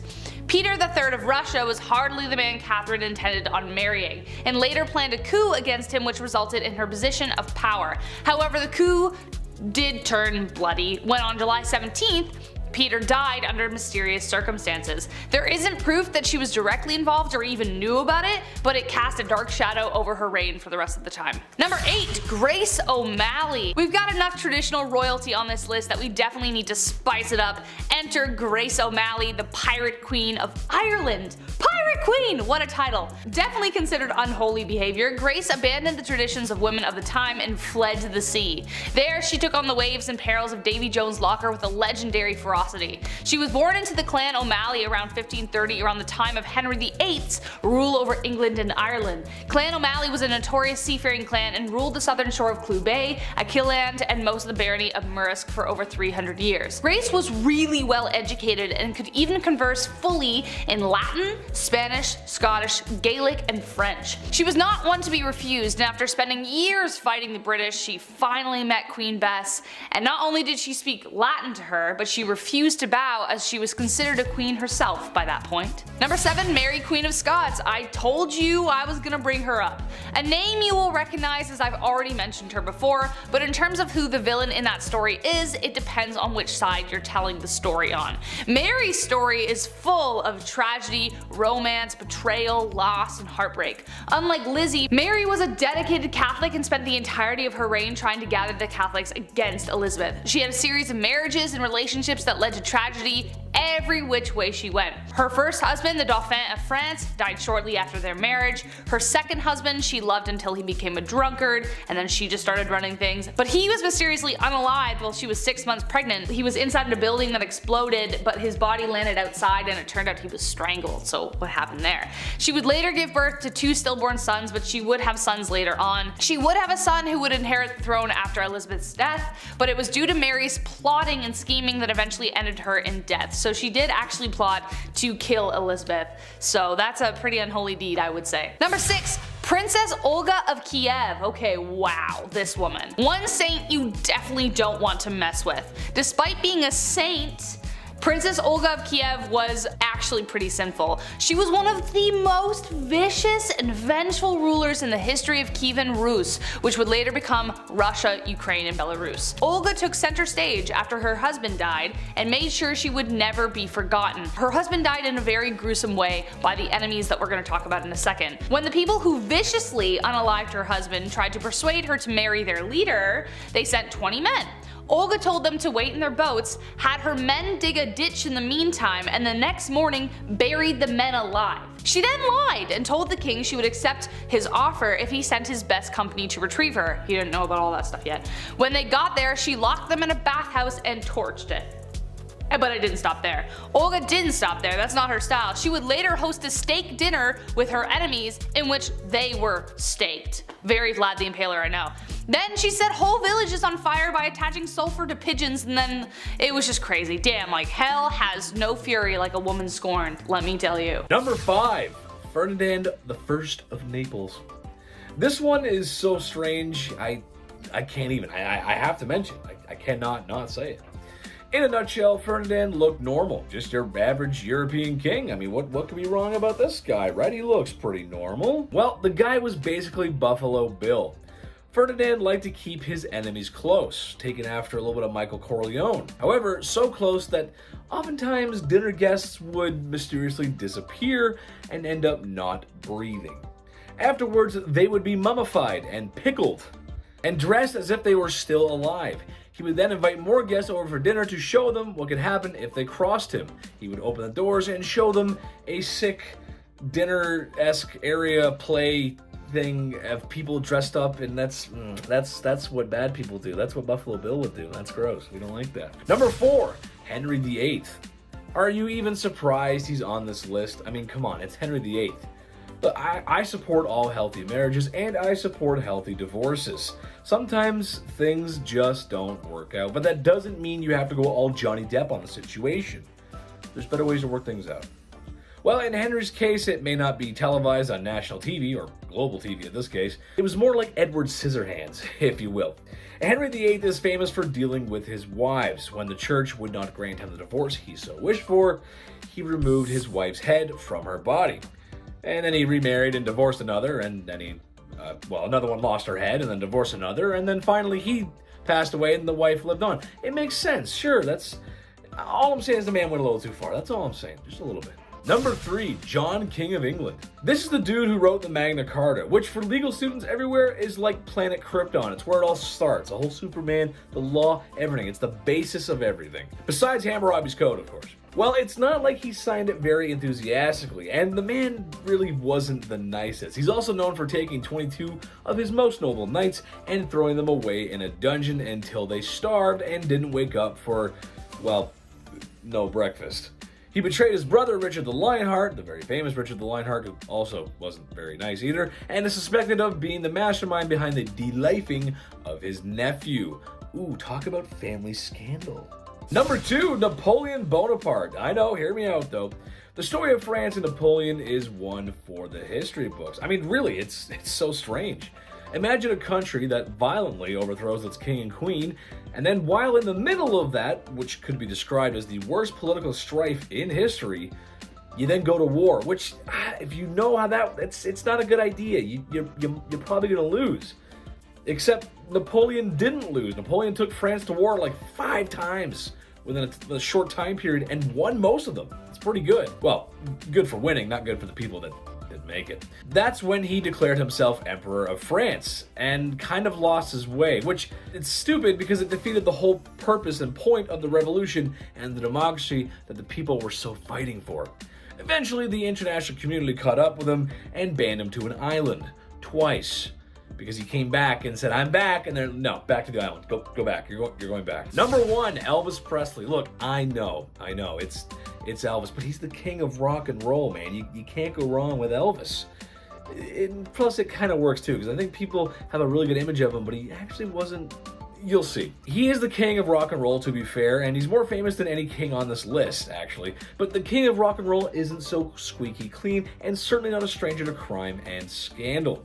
At some points in his career, you could find him excessive drinking and using illicit substances, if you will. He might have had to put on those jailhouse rocking denims, well, for real. Back in 1956, at the peak of his fame, really, Elvis got into a physical altercation with 2 gas station attendants after fans began to crowd him. It was a messy situation, and he was actually up on charges of battery and disorderly conduct. Not a good look for the king, baby. The king's gotta stay clean. All things Harry, and how the French royalty all aspired to cosplay Rapunzel. A tale originating from 6th century Paris, France is about 2 princes who were going to ascend to the throne. They were kidnapped and the queen consort was given the choice: allow her grandson's hair to be cut or let them die. die with their luscious locks intact. She chose the sword over the scissors. One of the princes does manage to escape, and he cuts his own hair and becomes a monk. In modern times, saying alright, kill him instead of a haircut does sound crazy, but back then men who had long hair showed their power and wealth. According to the Byzantine poet historian Agathias, it is the rule for Frankish kings to never be shorn. Indeed, their hair is never cut from childhood on and hangs in abundance on their shoulders. Their subjects have their hair cut round and are not permitted to grow it further. In Germany, men also typically wore their hair long, but they would tie it up in a bun or on the top of their head and sometimes hide it under a fancy hat. In general, Dark Ages were a time where women did rarely cut their hair, and there wasn't really any time period where short hair for women was trendy then.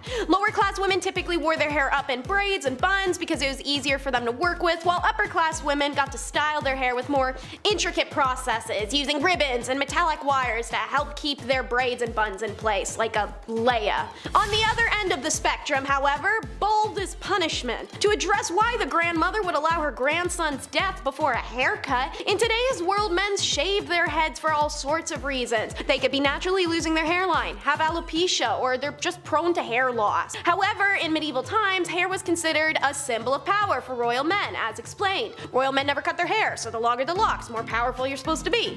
So, as a man, if you let go of your hair, this was a huge sign of humility. If the grandsons from the first story had returned with shorn hair but are meant to be the throne's heirs, they would make the throne look weak and susceptible. Only monks would shave their heads, leaving a narrow strip of hair horizontally around. Other times, only in the middle of a man's head was shaved and the rest was left alone. And of course, as you may know well from our other Dark Age videos, head shaving for women during this time was a degrading punishment, as a woman's long hair was meant to be her most seductive feature. We talked about one type of head hair, let's travel down to the other, bearded baddies. Recently, beards have made a huge comeback, especially now among the young generations thanks to throwback fashion. Studies have shown that people also associate a man with a beard as being more intelligent, and many people find them to be incredibly attractive. Also, nothing is cooler than the giant dude with the bald head and like the big ass beard, you know, let's be real. Respect for beards though is nothing new. During medieval times, knights were known to grow their beards as a sign of honor, and if one man touched another man's sign of honor, well, it was enough of an insult to challenge them to a duel to the death. Now, shaving was common during the Middle Ages. Commoners would be clean shaven for the most part. Royalty was also usually shaven or had a very trim beard that was kept neat and tidy. Hilariously, however,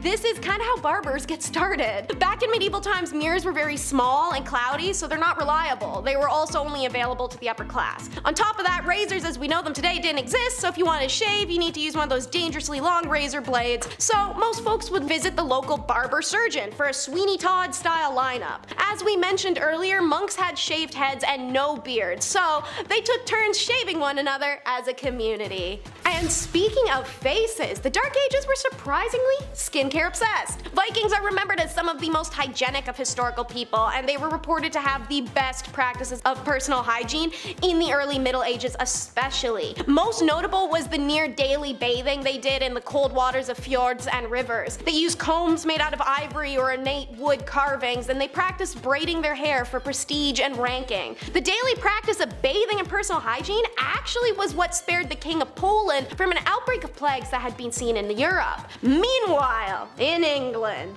bathing was not as common as it is today, and it was often reserved for special occasions. People would usually wash their hands and faces regularly, however. The ideal woman in the Middle Ages had that pale, smooth skin without any pockmarks or blemishes. Nearly everyone washed their face with cold water at the end of the day, even if they wouldn't wash the rest of themselves for inexplicable amounts of time. Some women used ointments made of animal fat in order to keep skin soft and smooth. And crystal girlies, even back then, people believed in the power of gemstones to heal. Women would lick amethyst and rub it over their pimples to make it go away. But rest assured, when it's bath time, you were naked in a crowd.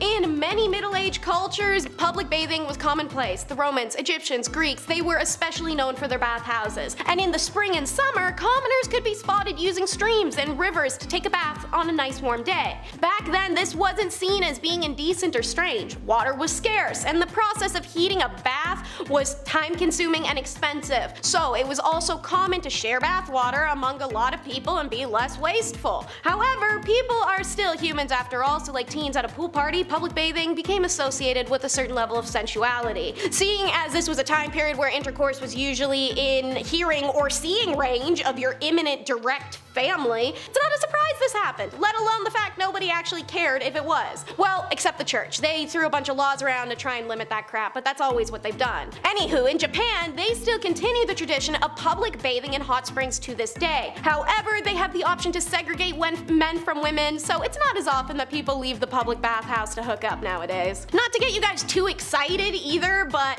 Number 5. Bloody Mary. Duh. Mary I, or Bloody Mary as she is also known, was the first real Queen of Britain. But this reign didn't last very long, 5 years to be exact, before she was replaced by the much better Queen Elizabeth. But in that short 5-year span, Bloody Mary earned that title, let me tell you. Mary I ordered war against the Protestants and slew quite a hearty handful of them for heresy. Which is interesting since her father, Henry VIII, was kind of the guy who made Protestants more of a thing in England, and then her sister was also Protestant and made it the main religion in England.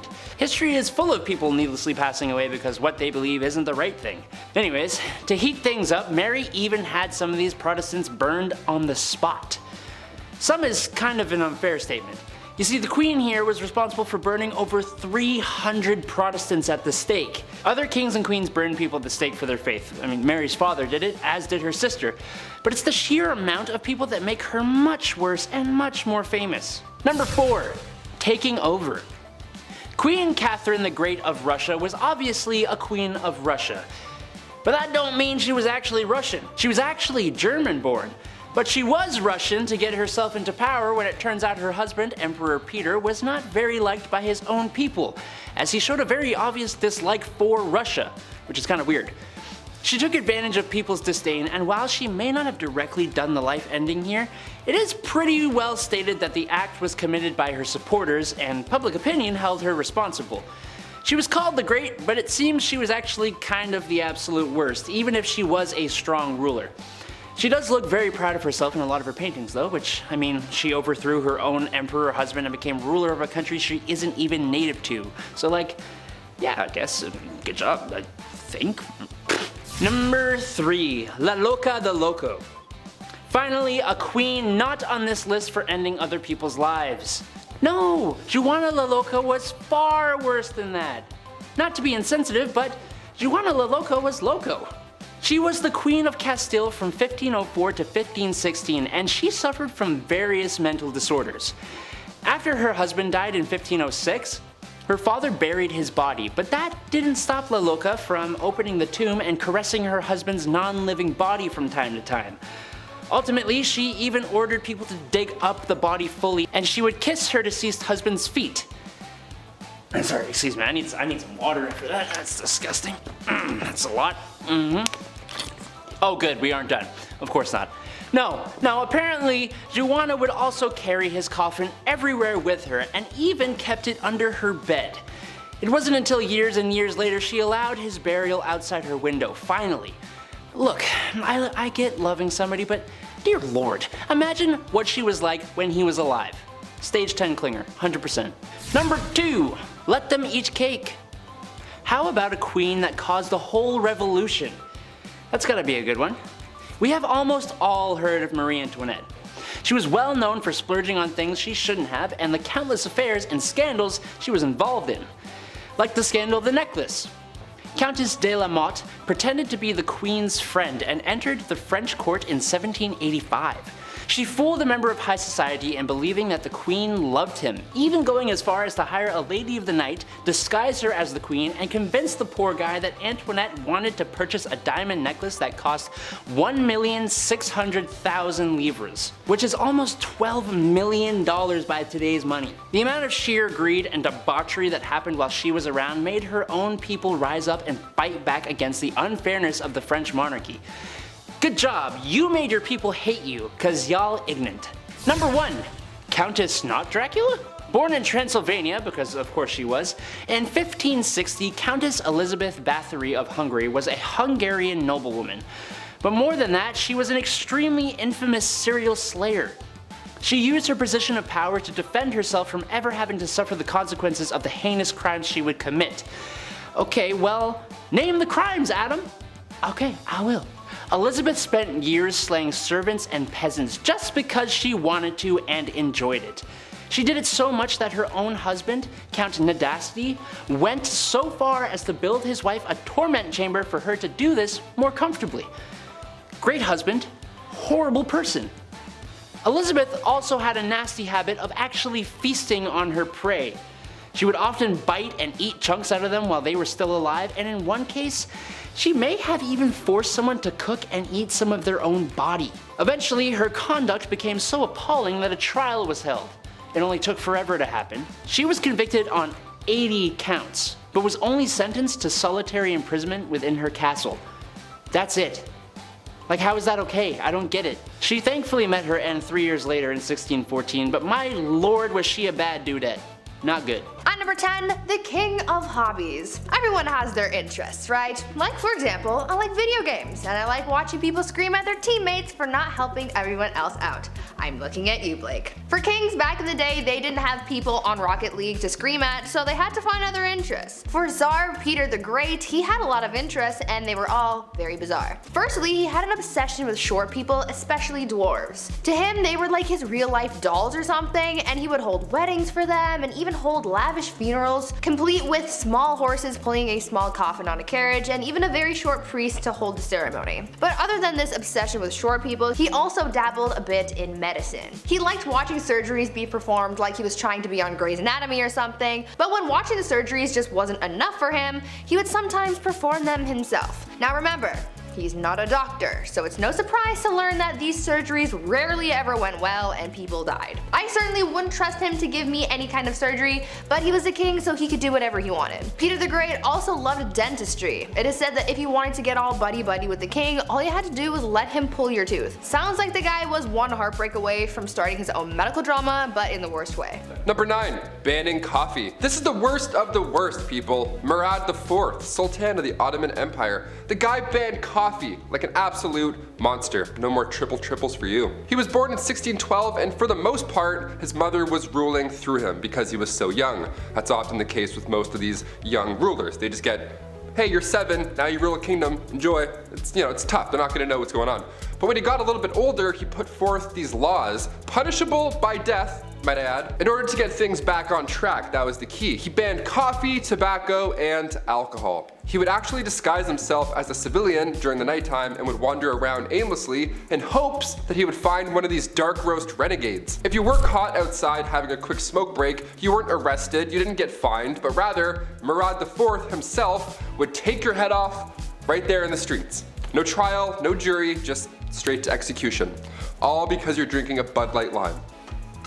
At number 8, why you mad? Now this could be a bit of a controversial opinion, but if your name includes the words the mad, I would assume that you're not doing too great, right? I mean, you have to earn that title, and if it's a title that harsh, that simply begs the question, what in the HE double hockey sticks did you do to get that name? Well, for Charles the Mad, he did a lot. Charles became king when he was only 11 years old, so that certainly didn't help his development, and knowing this kind of helps explain a lot of his actions. He was known for getting really angry and throwing fits of rage, and was known to give people the gift of the big sleep, if you know what I mean. Charles didn't always kill people though, only sometimes. Other times he liked to switch things up. Sometimes he would run around his palace pretending to be a wolf. Other times he would go through phases where he just really didn't want to keep up with his personal hygiene, and he would get so gross that he literally had to be cut out of his own clothes. Now I don't know how long you have to go without bathing to get to that point, but really I don't think I want to know the answer to that question. Charles also thought that he was made of glass, and so he would go through phases where he would sit completely still so that he didn't break.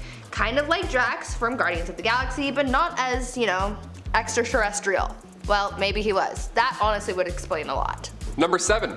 party hard. Zhu Huzhou was the emperor of the Ming Dynasty in the early 1500s. Now, lately we've been talking about kings and queens. We're on part 2s for both now, and there's a good amount who simply just aren't ready. They're too young to rule. Like Joffrey from Game of Thrones. Kings like that actually existed. They were horrible. They were young, they were too young to know what was right and wrong. Plus, they usually have some corrupt parents whispering in their ears the entire time. Zhu took the throne at just age 14, and for a while, ministers were confident that he would grow into the role and become the leader that he was born to be. Well, when he got older, he transformed a zoo just outside of Beijing. He transformed it into his own personal brothel.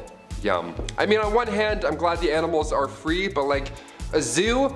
You couldn't find a more romantic place? Can convert an Applebee's to a brothel, maybe? I don't know, something with AC? His final days were spent partying, and some would say a little bit too hard. He got intoxicated and fell from a boat. That's how he ended his life. Honestly, not a bad way to go out. Pretty OG. At number 6, love game. A lot of kings and queens throughout history have been known to engage in the horizontal hustle a lot. I mean, when you're a ruler of a kingdom, you don't really have much to do in your spare time, so what else are you gonna do? Play a board game? No. These monarchs were getting busy all the time, but there was one king who was just so obsessed with getting a good old pickle tickle that it just became his whole personality. King Philip V was known to be a nymphomaniac, and he liked doing the deed a lot, but because at the time, the Catholic Church said that having sexy time with anyone but your spouse was a sin, the king and his wife were getting busy all the time. Eventually, his first wife caught on to how to use this to her advantage, and she would often refuse to sleep with him until she got her way with anything she suggested or demanded from him. You would think that he would catch on to this game, but maybe his urges were just so strong because he always caved and gave her what he wanted. Obviously, this man did not follow Hoodville. Absolutely not. Just to give you guys an idea of how obsessed this guy was, when his wife was on her deathbed, before she went he literally tried to get one last bang in. On her deathbed. Like, dude, not the time. In our number 5 spot today, we have Nero. For this one, we are going to be taking it all the way back to the age of the Roman Empire. When we think back to these times, they weren't necessarily the most kind, peaceful times, but there certainly are some characters that stand out as being particularly brutal, and one of those is Nero. Throughout his reign, he wreaked havoc on the Roman Empire. He burned cities, he killed thousands of people, including every member of his own family, and I mean, we know the inventive execution methods of the past, so you can probably guess at just how brutal all of these were. Most Roman sources give us an almost completely negative review of him in reference to both his personality as well as his reign as a leader. He was called compulsive and corrupt, and it is believed that he is actually to blame for the great fire that burned Rome, but instead he used the Christians as a scapegoat so that they would receive punishments rather than him. In the end, after being declared a public enemy by the Roman Senate, and realizing that the rebellion would be lost, he ended up taking his own life at the age of 30. In our number 4 spot today, we have Pol Pot. Pol Pot was the leader of the Cambodian revolutionary group called the Khmer Rouge, and this group, with him at the forefront, went on to try and destroy the Cambodian civilization. This wasn't necessarily how the group started out, but once Paul and others who shared his ideals came to lead it, things quickly became very dark. He is likely one of the only people who ordered a mass genocide in his own country. The reasoning behind all of this is because he believed that destroying the civilization was the best way to start a new regime and bring in a new age. He ended up serving as the prime minister from 1976 until 1979, during which his policies led to the deaths of around 2 million people, which is horrifying. That was about 25% of the entire population. He even liked to keep the skulls of those he had killed. Just gonna say, it seems as though politics was the mask for someone who just really wanted to kill people. There are so many horrific details surrounding him and the things he did, much of which I can't even repeat here on YouTube, and that is exactly how he landed a spot here on today's list. He truly did some horrendous things, and in the end went on to live the rest of his life and died of natural causes before he could even answer for any of his crimes, which is just the most frustrating end to a horrible tale. In our number 3 spot today, we have Maximilien Robespierre. Okay, I'll be honest. This is quite a polarizing one. Maximilian, on one hand, was great. He advocated for universal suffrage, for unrestricted admission to national posts, and he was against racial and religious discrimination. Especially in the time he ruled in, this was huge. Of course people were against him, but in our modern views, he was way ahead of his time in these beliefs. On the other hand, however, he was extremely violent and was the leader during most of the French reign of terror that happened during the Revolution. It is said that during this time he was responsible for imprisoning somewhere around 300,000 and killing somewhere around 40,000. During the Revolution in 1793, he was elected head of the Committee of Public Safety, and from that point on, any voice that was in opposition to the change that was happening was struck down and silenced by him. Throughout the years, his ego and power only grew, which led to him being a little too quick to use the guillotine, his favorite execution method. He was getting a little too cozy with that thing, so much so that he began to use it even on people who had, at one time, been his allies. We saw this clearly when it came to the execution of George Danton, who Maximilian had executed after he suggested maybe chilling out on the whole reign of terror thing. In the end, people caught on to this tendency for violence and horrible punishments, which definitely lost some of his public support, and this was only exacerbated when it was realized that he now had beliefs that directly contradicted those he had earlier, like when he tried to create a national religion called the Cult of the Supreme Being. By the time 1794 came around, he was overthrown, and later that year he found himself being executed by, you guessed it, the guillotine. Not good. No thanks. In our number 2 spot today we have Vlad Tepes. Often referred to as Vlad the Impaler, he was the ruler of Wallachia 3 times between 1448 until his death in 1476. He is often regarded as one of the most important rulers in Wallachian history, and to many he is a hero, and this is not to disregard that. But you don't get a nickname like the Impaler by being a passive, peaceful guy. Vlad was known for his brutality and his love of impaling people, but it is also said that everyone's favorite vampire, Dracula, was modeled after him. This is because it is rumored that Vlad liked to dip his bread in the blood of his enemies before eating it. I prefer a little olive oil and balsamic vinegar with mine, but hey, to each his own, I guess. Vlad is known for his intimidation tactics, which included having bodies of those he had killed lined up outside of the city so that any enemies approaching would know what fate they had coming. Like I mentioned before, many regard Vlad as a hero. I mean, it is abundantly clear that he fought as hard as he could to protect Romania and Bulgaria from the Ottomans, but that doesn't mean that the horrific things he did have been forgotten either. Vlad definitely left quite the legacy behind when he was killed in 1476. In our number 1 spot today we have Joseph Stalin. Stalin was a Georgian revolutionary and Soviet political leader who governed the Soviet Union from 1922 until his death in 1953. Despite the fact that he started his time governing the country as a part of a collective leadership, by the 1930s he had consolidated all of the power and went on to begin acting as the Soviet Union's dictator. During his reign, Stalin was responsible for the deaths of over 60 million people, 20 million of them being his own. Apparently the math works out to about 40,000 people per week, which is just unbelievable. For almost 30 years he reigned the Soviet Union with terror and violence. I mean, his decisions led to a famine that killed millions of people. Also, the lives he took weren't just of his enemies. I mean, how could one person have 60 million enemies? He would take the lives of families of people he liked. He just took too many lives, was too paranoid, and while he was powerful and smart, he could also be an absolute monster. This is all perfectly summed up when he said, quote, "One death is a tragedy, a million deaths is simply a statistic." Kicking off the list at number 10, Heart of Glass. Alexandria of Bavaria, the royal who believed she had swallowed a grand piano made of glass.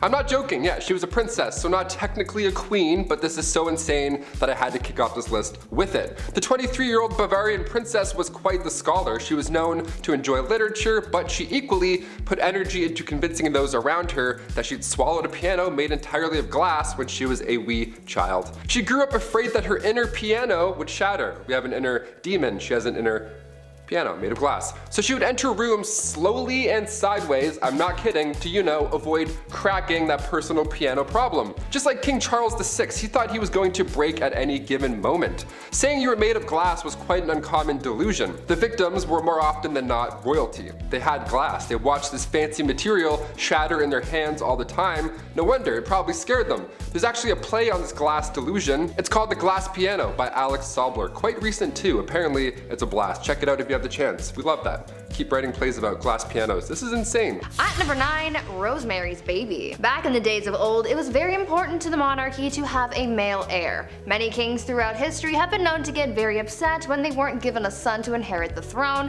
and they put a lot of pressure on their wives to give them a boy. Why? I don't know. Boys kinda stuck. Anyway, this probably drove a lot of people crazy, but there is at least one confirmed case of crazy baby fever from Maria Eleonora. She kept trying to have a baby, but when she finally got pregnant, everyone was hoping for a boy. Unfortunately, the odds weren't in her favor, and she gave birth to a little girl instead. People knew that Maria would get absolutely triggered upon learning of her baby's gender, so they kept it a secret from her as long as they could, but eventually they had to tell her, and Maria was pissed. She really went looking for that receipt to return that baby and get a refund or at least a store credit. When she found out the baby was a girl, the queen reacted by saying, quote, "Instead of a son, I am given a daughter, dark and ugly with a great nose and black eyes. Take her from me, I will not have such a monster." End quote. Like damn, tell her how you really feel. After that, mysterious things started happening to this baby, like a wooden beam mysteriously falling into the baby's crib and somehow accidentally falling down the stairs. Even the nurse once dropped the poor kid onto the stone floor. Like, I get it, you're disappointed, but that's still your kid, and a lot of people aren't given that privilege, so be grateful for your spawn. Number 8. Dirty talk. Going back to the 15th century to Queen Isabella of Spain, now it's not uncommon for queens to brag, be it about their wealth, status, their mans, you name it. But to brag that you've only bathed twice in your life, that's a bit odd. What's the deal with this? Okay, well back in 537 AD, Rome had 11 aqueducts that ran over about 1,000 public fountains, okay? Over 900 bathhouses included. It was quite important, but when invading Goths cut them off, the Catholic Church literally had no idea how to fix the problem. So instead, they just told everybody that bathing was a sin only practiced by pagans. So at one point in history, you could have ran a bath, thrown in a bath bomb, relaxed for an hour, got out, and then immediately you're a sinner. Worst of the worst too. How dare you having a bath on Monday afternoon, you monster, you pagan monster. The Old Spice guy would have rocked their world. At number 7, Mother Knows Best. I think after hearing about these queens who've done some dark things to get their way, you would think that it's safe to say you don't mess with a woman and her plight for power. Unless you want to end up 6 feet under, that is. One Roman empress, Julia Agrippina of Rome, was pretty spoiled already. She lived a lavish life, her husband was the emperor, and she had a family. But that just wasn't enough for her, and she wanted it all. Julia was quite ambitious, and she spent most of her early life trying to dethrone her predecessors. She believed that she and her son had a claim to the Roman throne by birthright, and so she bamboozled her way into royalty by tricking her uncle Claudius into changing Roman law so that they could get married. Ew. Suddenly though, after they got married and she became empress, Claudius died, and most people think that Julia had something to do with it. That's likely the case. She and her son Nero went on to rule Rome from 49 to 54 CE. Julia stayed by her son's side for as long as she could so that she could hold on to her power, but eventually Nero got tired of his mother manipulating him and he had her forced out of power. Julia, as you could imagine, was furious because power was the one thing in the world that she desired most, and so she rallied a group of supporters to try and overthrow her son, but the plans backfired and she was expelled instead. Talk about ambition getting the best of you. Number 6. We are family. The last queen of Madagascar, Queen Rana Valona, was one of the worst. She was born in 1788 and she ruled over the kingdom for 33 years. She was so cruel and violent that she would often choose violence first in order to preserve independence over the island. She's known as the most ruthless queen in history. After the death of her husband, she just went mad with that new power. In the late 1700s, her king brought peace to the land, but of course there were traditionalists who opposed him. The king's uncle at one point tried to take him out, but a local warned the king. That king repaid the local by adopting his daughter, Ranavalona, to marry his son, Prince Radama. Now, when her prince was alive, they didn't get along at all. And then come 1810, the king passed away, giving Ranalova the promotion of a lifetime. It's also theorized that she poisoned him too, so that's horrible. Ranalova kept away the advances of the French and the British and left bodies of those who tried to attack out for display on the beach. Lovely, like bobbleheads. In 1845, Queen Ranavalona ordered 50,000 subjects to build roads across the jungle for 4 months straight for this massive buffalo hunt. Well, 10,000 of those poor souls died of starvation and exhaustion, and also not one buffalo was hunted, nor seen. Great plan. Number 5, Queen Isabella I. The Spanish Inquisition, pretty high up there as far as terrifying points in history go. If you weren't willing to convert to Catholicism, you were tormented, interrogated, and burned at the stake. Who was behind this awful time in history? This lady, Queen Isabella I. Technically, as she was fighting for a holy order for the Catholic Church, this can be seen as holy, but was it? Burning people at the stake because they didn't share this belief? Not cool, Isabel. She created a secular government through her reign which allowed for the monarchy to have more power. Being a pious Catholic, she made Catholicism the official religion and created a tribunal to make this happen. Secret service or a secret police that spread fear wherever they went. Her direct influence caused the Jewish population to falter for a really long time after. Number 4, Fridegund of Soissons. Okay, maybe said that wrong, so I apologize. Kind of impressed with her rise to power. She went from slave attendant to queen. How do you bridge that gap? No idea. Boy was she ferocious. Assassination and manipulation were her main political tools. Fridegund was among a small number of enslaved women in the Merovingian household that became a queen. Merovingian was the OG Central Europe before everything got split up. She survived political dangers and retained her husband's loyalty and could persuade monks and priests to jump onto her plots with ease. She encouraged her husband, the king, to set aside his first wife and then even take the life of his second. But his second wife, Galswinda, had a sister named Brunhild who became the mortal enemy of Fridegund. She had good reason to be. Fridegund continued to do everything she could to secure her position, one assassination after the next. She was a pretty stormy lady. Number 3, Bathory. Okay. Alright, technically not a queen, I get it, but she might as well have been with the power that she had. So fight me. She's remembered as the most evil woman in the world in history, I think. I don't know. That's my opinion. Bathory was the stuff of nightmares. Elizabeth Bathory was born on August 7th, 1560 into a prominent Hungarian noble family, making her practically untouchable. She married a very famous war hero who is suspected of gifting Bloody Lizzie with the skills she used to kill. After she died, Bathory became obsessed with immortality. Supposedly when one of her servants accidentally spilt blood on her and her skin appeared younger after. Bathory then began her mission of horror, luring over 650 young virgin women to her palace and brutally taking their lives. She was even bold enough to lure daughters of nobility. Before draining them of their blood, she would make them suffer in ways you don't even want to imagine before bathing in the blood itself. When she was finally caught, 3 of her servants were executed, but she was simply locked away in her tower for the rest of her days on house arrest. Ugh. Number 2, Catherine de' Medici, also known as the Serpent Queen. History colors her story as the tale of the evil queen. On one hand, she is remembered for being one of the most powerful French queens in history, and then on the other, she was blamed for the many atrocities that took place during her reign. Her regency was marked by the French wars of religion and the many games Catherine played within them. The Catholics and the Protestants, as previously mentioned, were at war, and she spent a lot of time trying to find peace. Kind of. But she was a passionate Catholic and is believed to have tried to remove a Protestant general from her son's side. When he survived the attack, she lied and convinced her son that the Protestants were responsible, so she scapegoated them. So he authorized taking the lives of their leaders. Enter St. Bartholomew's Massacre. Catherine implicated the general, which resulted in him being the first to be beaten and then tossed out of his own bedroom window. An estimated 3,000 French Protestants were taken out in Paris, but the total countrywide was around 70,000. And last but not least, Bloody Mary, actually known as Queen Mary I of England, so no, I'm not talking about the girl you say in the mirror 3 times so that she appears and you're like, wow, I'm haunted forever. Queen Mary became known as Bloody Mary due to her vicious tirade against Protestants in England during her reign. She even imprisoned her own sister, Elizabeth, who we mentioned at the beginning of this list, due to suspicions of treason. This was unfounded. She bore her father Henry VIII ill will after the stuff he pulled with the church, and after having delegitimized legitimized her as his heir for a time.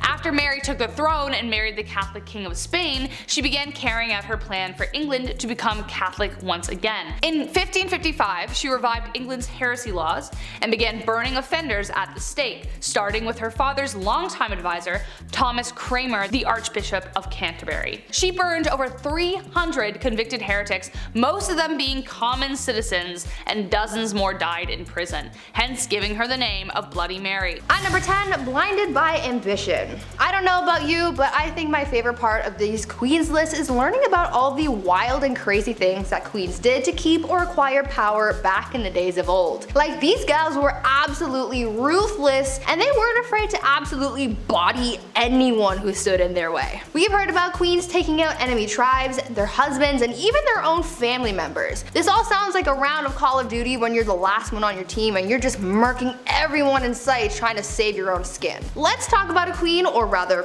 empress, who was so desperate for power that she ended up killing her own son. Irene of Athens was an empress from the Byzantine Empire who ruled from 797 to 802 CE. She started her reign as co-ruler alongside her son Emperor Constantine IV. Though it started as a good old family business, you know, saving people, hunting things.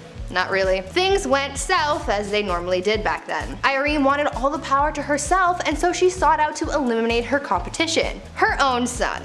Irene lured her son into the very room that he was born in and gouged his eyes out. Like, ma'am, this is not ice cream. You can't just scoop eyeballs out and make a sundae out of them. Thank you. That's not how that works.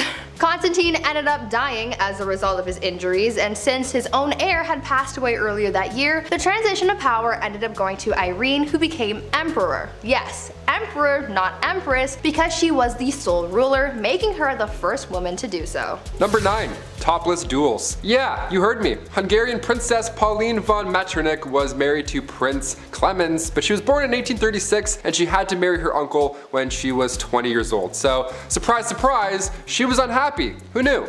Weird, right? Since the marriage began, her husband was involved in numerous affairs. He liked going after actresses or singers, anyone glamorous or hot or cool. He barely paid any attention to her. That is until, you know, she started to have fun, live a life maybe. Yeah, once she got over this gross prince, she had a great time. She drank, she smoked, she partied, she defied convention, but most notably, her duel in the summer of 1892. She challenged another royal, a countess of the matter, to a duel in nothing but a corset. Now to this day, it's not yet determined who exactly won this duel, this corset poke off, but a princess dueling in the dark after some drinks, that should be a musical, not Frozen. Get out of here. At number 8, no side bays. A bad relationship can really mess you up. Anyone who's been through a bad breakup can tell you that. Not as many people carried that pain with them as much as Catherine de Medici did back in the day. Her didn't even begin to describe how she felt, and she really embodied the pain that she was feeling after having her heart broken. She basically turned into the type of person that was like, if I'm not happy, no one else is gonna be happy either.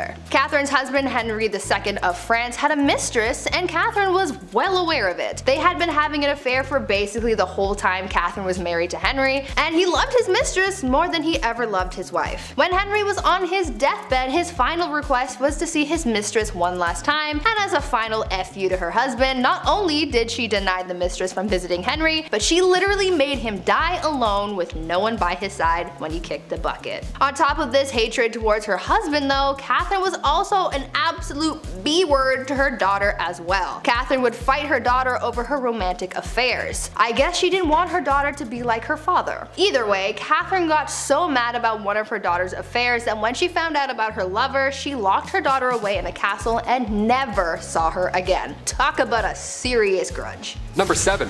2 for 1. When you're deemed the most beautiful woman in all the realm of England and the most loving, well, odds are you're going to need 2 husbands. All that love to give, it only makes sense. Joan of Kent was named as such, and at the age 12, so gross, she was married for the first time. She fell in love with a knight named Thomas Holland. Yeah, she dated Tom Holland, the knight Spider-Man guy. That's great. He was 26 and she was 12, still gross, but they got married in secret. She knew her parents wouldn't be on board. He was broke, and yeah, he was also 26, so so for obvious reasons it had to be a little hush-hush. Even in royal standard, that's a bit odd. After the wedding, Thomas had to go off to war, and he wasn't gone for too long before, well, she remarried. The son of the Earl of Salisbury slid into her DMs, and Joan thought Tom Holland's Spider-Knight was dead. Well, Thomas returned, like he did in Endgame, but there were legal issues now. Ultimately, Joan and Thomas got together and had 4 children, but after Thomas did die, Joan became the first ever Princess of Wales. So if you love someone, just, marry them. Even if the other person's still just over there, just marry them both, see what happens. At number 6, apple of his eye. I feel like this queen I'm about to tell you about needs to have her own movie made about her or something, because the things she did for power were almost unbelievable. I would say that I would want to be her when I grow up, but she's kind of responsible for the deaths of a lot of people, and that's not really something I'm striving for, But she did have a lot of determination. I will give her that. Isabella was married to King Edward II of England, and though she was quite the catch, Isabella wasn't really all that jazzed about him. She was like, meh, I guess I'll be your wife, even though back then she really wouldn't have a choice in the matter anyway. Anyways, after 10 years of marriage and the birth of an heir, things seemed to be relatively okay between the king and queen. That is until the king started getting all buddy-buddy with his friend Hugh Despenser, who was a much hated noble. Very hated. Hated numero uno. Isabella didn't like the bromance that was forming, and she was like, no, the only person who gets the king's attention is me. So she rallied the support of the other nobles, banished the Despenser family, burned their castles to the ground, claimed their possessions, and killed anyone who supported the disgraced family. After all of that went down, she took refuge in the Tower of London, where she met a prisoner whom she smuggled to France. Then she got her husband to bring their son to France. And from there, with the support of the nobles and the common people, she was able to defeat her husband and the Despensers, and became Queen Regent until her son Edward III came of age to become king. After all of that, she finally got her way. I hope she slept well that night, because she did the most. Face washing brought in controversial hand washing. Contrary to popular belief, some groups of the medieval people actually washed their hands multiple times a day. Jewish people in particular made sure to wash their hands before eating, and Christians adopted the same practice. But even unreligious peoples would sometimes wash their hands after eating, since a lot of people didn't own utensils, and wiping your hands on fabric ain't always gonna do it. Case in point, honey garlic wings. In upper class families, guests specifically were always requested to wash their hands by pouring water out of a pitcher called an aquamanile, which was poured over a basin. These aquamaniles were often in the shape of lions or people or mythical creatures. However, no one was washing to the extent of using soap for 20 seconds. The water in these small pitchers needed to be shared among a large group of people, so people in the Middle Ages simply splashed water in their hands before drying and poured the dirty water right back in to wash someone else's fingers later. But you'd think that soap would be involved, especially because endless people essentially had a dark age Etsy store. Today, soap is made out of essentially the same products every time. Back in the Middle Ages though, people used a lot of different substances in a cauldron, like witches making a potion just trying to produce some semblance of soapy stuff that don't smell bad. Most successful was a combination of lime, wood ash, lard, and oil. Black soap, aka soft soap, gets its name from the dark color of the wood ash lye used to make it, and the cast iron it was often boiled in.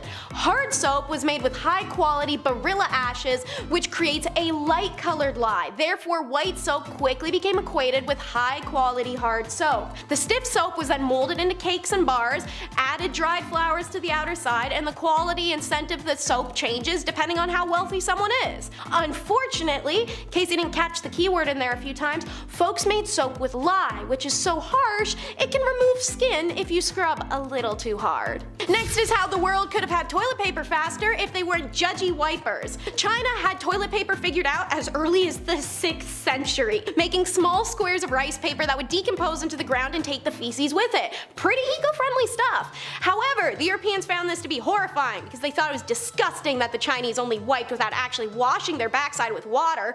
Meanwhile, in Europe, they're using a communal sponge on a stick that sat in a bucket of water that wouldn't be changed all day, so please tell me which is more unsanitary and horrifying. In medieval Europe, people sometimes used devices called gonfas, or a gonf stick, as well as a torchicule, or a torch cut. The gonf sticks were sponges on a stick as described, while the torchicule was anything to wipe the bottom, like straw or moss or leaves or wood, you know, the basics. Who has time to care about eye bags though when you're walking around wearing a gag preventer nose bag. Even though medieval people clean their bodies a little bit more than you'd imagine, that doesn't mean the towns were sparkling clean. When you stepped outside, you came face to face with human waste, rotting food, and trash-riddled streets. Horses regularly relieved themselves on the street, as did the live animals in the markets, and so did the people. Also, animals just kind of died in places and people would leave them there. Add in the smell of mold from straw houses and the smell of diseased human or animal skin, and sometimes even corpses. These bad smells were at their worst in cities and large towns. Things were so incredibly smelly, people nearly gagged, especially when it all began to bake under the hot summer sun and heat. So in order to combat the smell, some people wore nose bags, which were fabric-like masks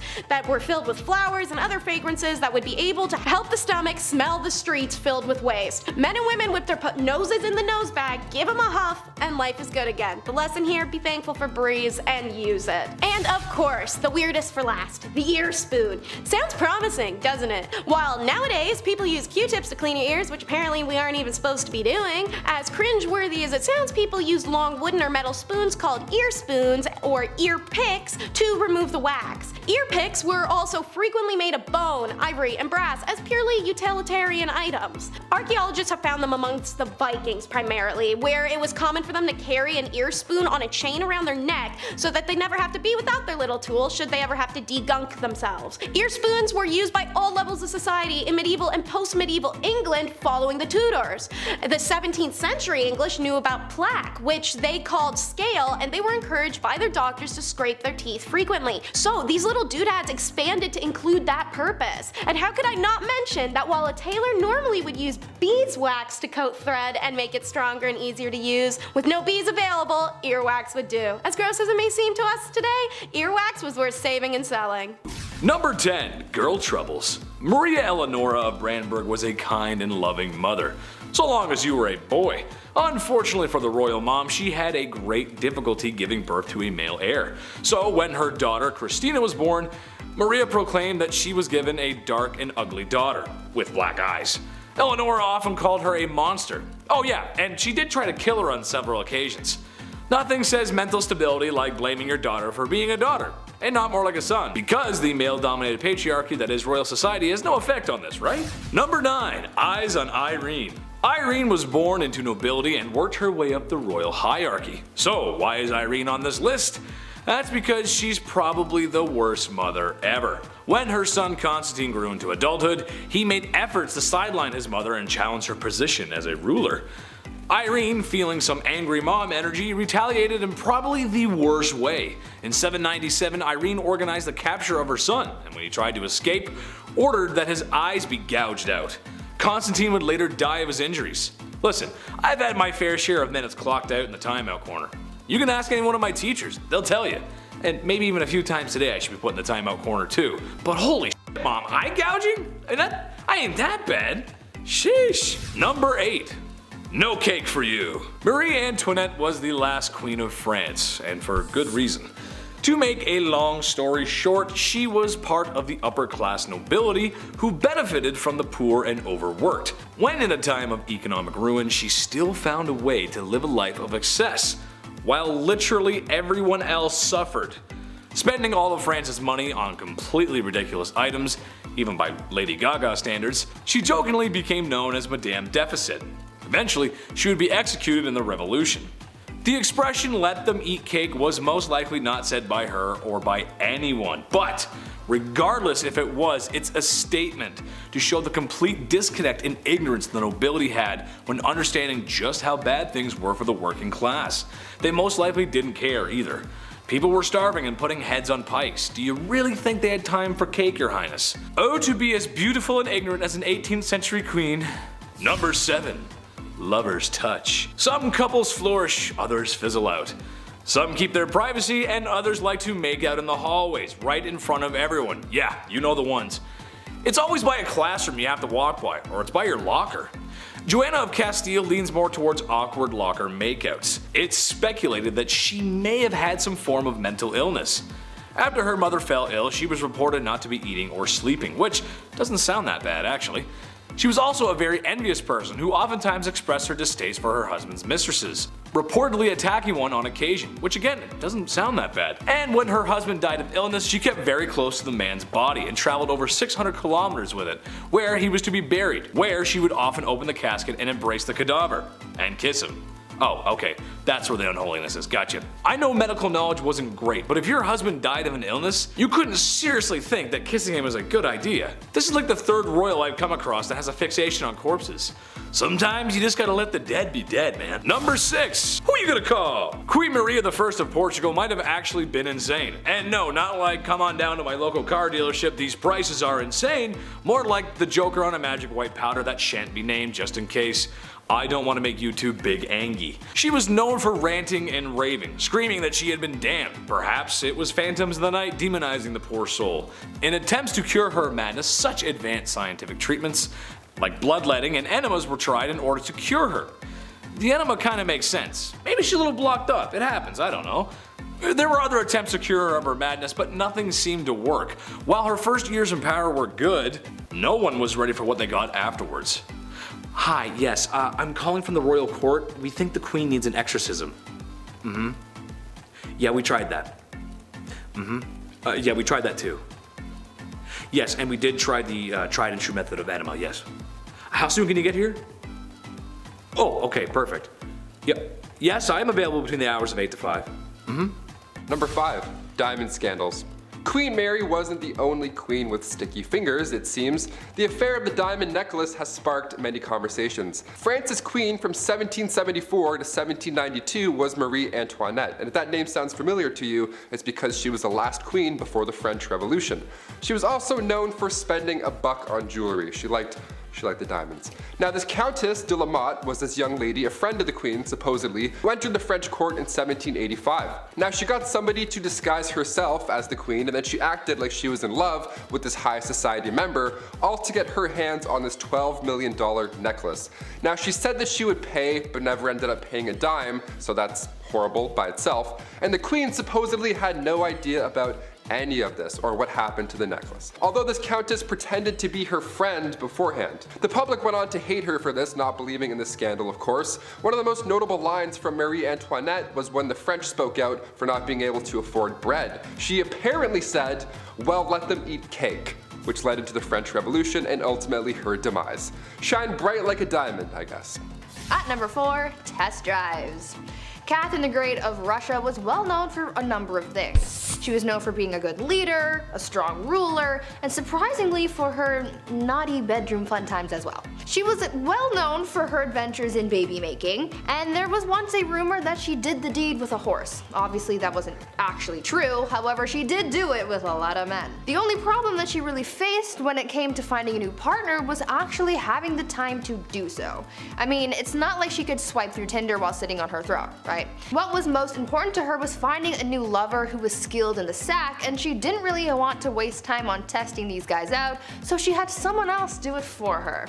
Catherine had a friend take her potential partner out on a test drive, so to speak, so that she wasn't wasting her time on someone who couldn't meet her standards. Remember, she is a very busy woman. It is said that on a couple of occasions, Catherine's tester friend was caught in bed with Catherine's partner again well after the Empress was with him, and that made things a little complicated, but I imagine that they got past that.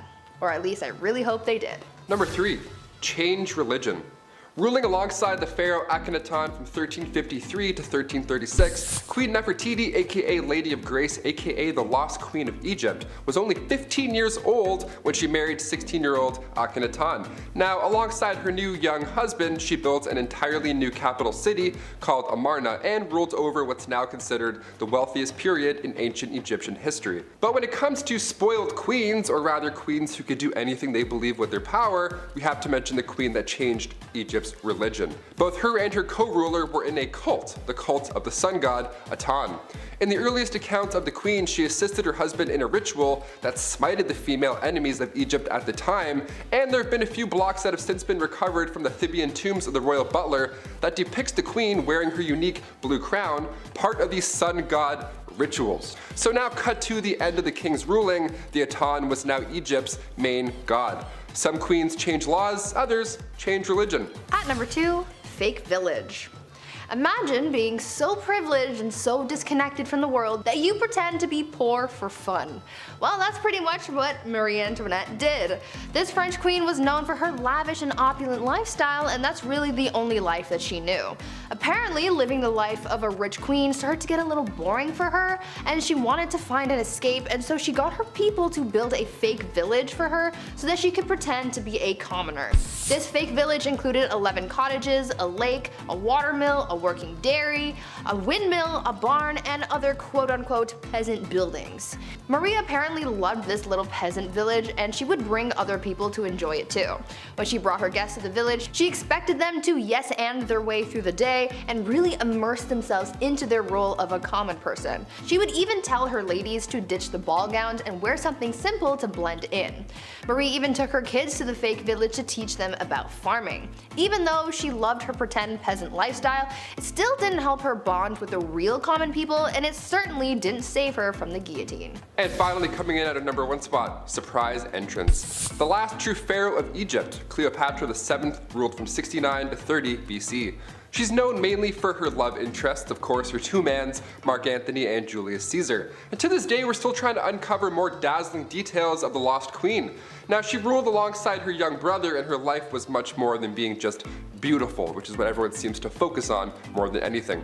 Both children were assigned to the throne, Cleopatra being 18 and little bro being 10 years old. So Cleopatra, being a little older, therefore a little wiser, became the ruler. A couple of years passed, and eventually Cleopatra was pushed out of Alexandria over her greed for power, classic, but her little brother, equally a co-ruler, had her driven out. He was jealous, and honestly, I'm the youngest in my family, I kinda get it.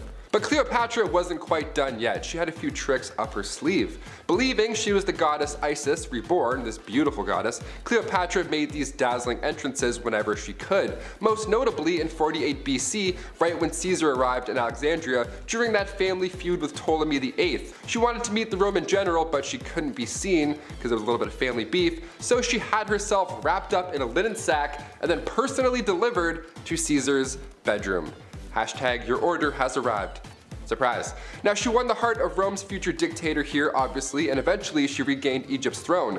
Her brother wasn't too fond of this alliance, and in the following battle, he drowned in the Nile River, resulting in Cleopatra's return to power. At number 10, Caligula. This guy reigned for 4 years, and the amount of straight up excess he demanded led him to be the first Roman emperor to be assassinated. Caligula was 25 years old when he took power in 37 AD, and he was great.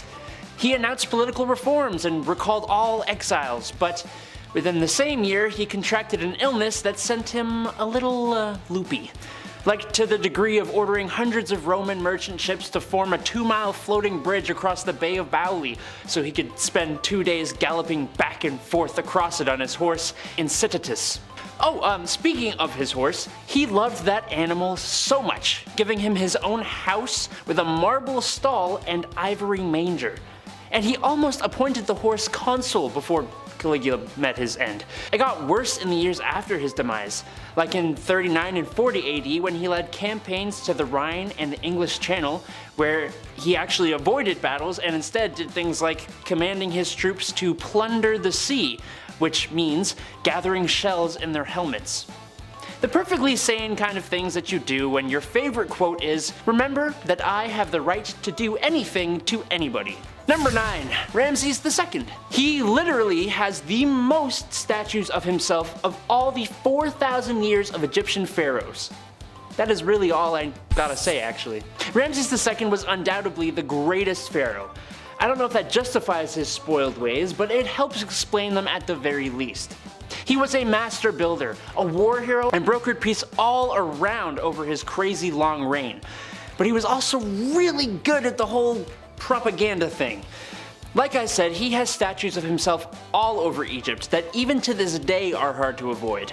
Not to mention all the buildings built in his name, including a whole temple to himself and one to one of his wives, Nefertari. He moved the capital from Thebes to the new capital he created, named, unsurprisingly, Pi Ramses, from which he ruled for 67 years, had literally hundreds of children and dozens of wives. He also, kind of hilariously, renovated statues and temples erected by previous pharaohs with his tag. either to pay respect or what I'm going to go with, just to say, look at this big statue of some other dude, but always remember, trademarked by Ramses the Great. P.S. I'm awesome. Number 8. William II. Usually being overshadowed by his father William the Conqueror and his successor Henry I, William II wasn't a well-liked king, particularly by the church, because William kept positions for bishops empty so he could take their incomes, which made me laugh when I read it actually. The Archbishop of Canterbury Anselm really had an issue with William, even going into exile until William ceased to live. But this just left the revenues of the Archbishop of Canterbury vacant, making William able to claim those funds as well until the end of his reign. He obviously was not a fan of the church, but his armies definitely were a fan of him. He was great when it came to warfare, and was able to pretty much guarantee loyalty by showing it. William didn't have any heirs or wives, which led people to question his preferences, if you know what I mean. He ultimately met his end at the tip of an arrow during a hunting accident, but he was always remembered for being ruthless and giving in to his vices. Number 7. Murad IV. Something about kings being great also goes hand in hand with them being terrible at the same time. 17th Sultan of the Ottoman throne, Murad IV came to power in September 1623 at the age of 11. But since he was so young, the Ottomans were ruled by his mother, Kösem Sultan, and other relatives, who did a pretty horrendous job.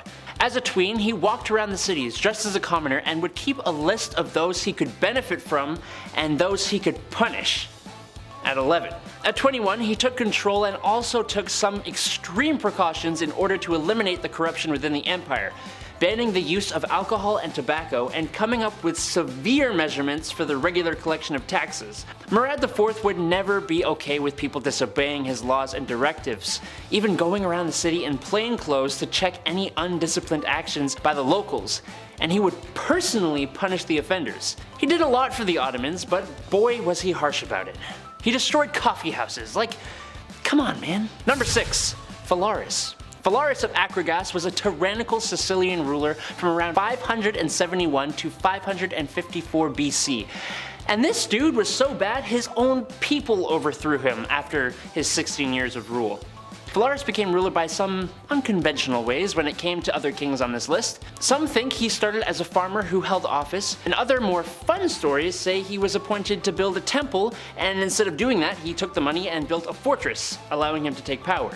He expanded the territory of Akragas from the south coast of Sicily all the way up to the north coast, but he was known much better for how gosh darn cruel he was. The most famous story would have to be the one of the Brazen Bull. An engineer was hired by Phalaris to create a new device for doing heinous things to his prisoners. The engineer presented him with a bronze bull.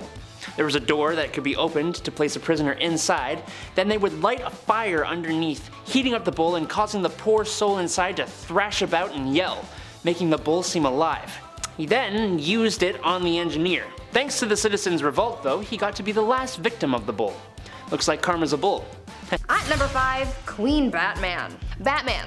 He is justice. We know this. Well, long before Batman, there was a queen who sought vengeance, and she did it in the most brutal way. Olga of Kiev became queen regent in 945 CE after her husband was killed because her son was just too young to rule yet. Olga knew that once her son was old enough to be crowned king, her power would be taken away, so she had to do the most that she could with her power while it still lasted, and so she used her powers as monarch to seek justice for her husband's death. She was able to get her husband's killers captured and killed using scalding water, but she soon developed a thirst for suffering apparently, and she just kept on going after people. She would not rest until everyone associated with the people who killed her husband were all eliminated. So if you ever breathed in the general vicinity of the guy who offed her hubby, you could kiss your life goodbye. Olga took hundreds of people out of the tribe that her killers were from. She devised a plan to bury their tribe's leaders alive, and she even came up with a plan to set fire to their entire village. It is said that Olga may have locked the tribe's leaders in a bathhouse and burned it down, but we don't know for sure. All we know is that she definitely was not okay. Number 4, no crust. This next one, honestly, I stand by. I see no wrong here. Queen Elizabeth II, still rocking to this day. She's been known for a few funny, quirky queen things. Like one of my favorites, for example, she has somebody on payroll who breaks in new shoes for the queen. Every time I buy Vans, my ankle always does that little foot rub. If only I were a queen, damn it. But we're talking about unusual things here, and one of the weirdest things I've ever heard is that the queen has refused crust on her sandwiches. This has been a no-go for about 150 years. It's not recent at all. You might be thinking, oh, maybe she's old, she can't chew her jawbones. Nope. Way back. This goes way back for no reason. Right around the time of Queen Victoria and her husband Albert. They viewed anything square-shaped as bad luck because it looked like a coffin. I've never thought about death while eating grilled cheese, but now I definitely will. Thank you. This must be a pretty scary job, cutting the crust off the queen's bread. My hands would be shaking the entire time. Also, diagonal or down the middle? Let us know. There's only one right answer. At number 3, Evil Empress. This next empress is pretty similar to Olga of Kiev, whom I talked about earlier. Empress Wu Zetian also had a thirst for blood and suffering, but not towards people who have necessarily wronged her. You see, when she came into power, she was determined to keep that power by any means necessary, so she had all of her rivals killed. So anyone who could possibly overthrow her or come for her seat on the throne was eliminated. The empress ordered the execution of the previous empress, as well as members of her own family, including her own newborn daughter. She didn't want to risk anyone taking away her power, including her own offspring apparently. She didn't hold back on the methods of eliminating her rivals either. Yeah, sure, she could have just done a 1-2 stabby and called it a day, but that's no fun. Instead, she had people poisoned, strangled, mutilated, or even burned or boiled alive. Good soup. Eventually, she retired from her part-time job of sending people back to their maker and started spending more time with her lovers and getting addicted to aphrodisiacs. People weren't quick to forget about all that bloodshed though, and so to get back at her, they had all of her lovers killed and the empress was exiled. She got a little too greedy and karma came back with a vengeance. Number 2, Ice Palace. If you're a fan of the film Frozen, this next one is going to get you jazzed right up. Anna Ivanova, the Empress of Russia from 1730 to 1740. Okay, so in celebration over their victory with the Ottoman Empire, Anna gave the order to build an ice house, this massive ice palace. Best place to cool down if you ask me. I'll leave. This ice palace was pretty impressive. If I was there, I would 100% lick the walls. Obviously, someone definitely did, you know that for a fact. 20 meters by 50 meters, and even more impressive, there were ice trees and ice birds sculpted inside. How magical is that? Anna arranged this marriage with a prince and one of her maids. Now they didn't know each other, they were forced to ride an elephant, and all the guests were dressed up like clowns. Yep, that's all valid, that's all accurate. You heard me. You may be thinking, wait a minute Taylor, an ice palace in Russia, was that maybe cold? Yeah, it was an absolute nightmare. Anna made the guest party all night, freezing cold, they all got sick, dressed like clowns. I went to an ice hotel in Quebec once, spoiler alert, it's cold and boring. There, I just saved you $70. You're welcome. And finally at number 1, Gladiator Games and Chill. If you didn't ever have to go to work and you could just lounge around all day, what would you do with your time? Really, anything could be possible. You could be like the Bruno Mars Lazy song. Well, there's one empress from back in ancient Rome who occupied her time with the company of others. Apparently, Empress Valeria Messalina was famous for her exploits. Since she was empress and she had all this time and money and no one to tell her no, she took full advantage of that and bought a house, turned it into a brothel, and made that her side hustle. A lot like Littlefinger from Game of Thrones. Though she had a collection of women who worked there, she also was known to invite upper-class ladies to participate in the nightly escapades as well. And don't think that Valeria did jump in as well. She was considered to be quite something in the sack. In the wise words of Ludacris and Little John, she was a lady in the streets, but a freak in the bed. The Empress was known to be such a hardcore participant that she would win games where they would compete to sleep with the most men in one night. One time she won the round after being with 25 men. One night. She did the absolute most, but at least she was having fun. Number 10. What a drag. Bachelor number 1. What would you do if I refused to marry you? Well, I would probably get quite violent and lead to the destruction of 10,000 lives at the Battle of Hastings. Might just drag you around by your hair and see where the night goes. William I, or more appropriate, William the Conqueror, was a fierce warrior and the first Norman king of England. Being the illegitimate child he was to the throne, some people didn't exactly respect the power moves old Willie was making. People rebelled, and he crushed them. Oh, and there was this one time that he fancied a woman named Matilda. Being the respected woman that she was, she declined Willie's advances. Willie, not taking no for an answer, promptly dragged her around by the hair until she agreed to marry him. Gee, what a swell guy. Number 9. Let them eat cake. France had seen better days in the 1790s.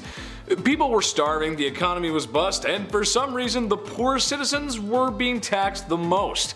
When cries were made from the people, they demanded that change be made.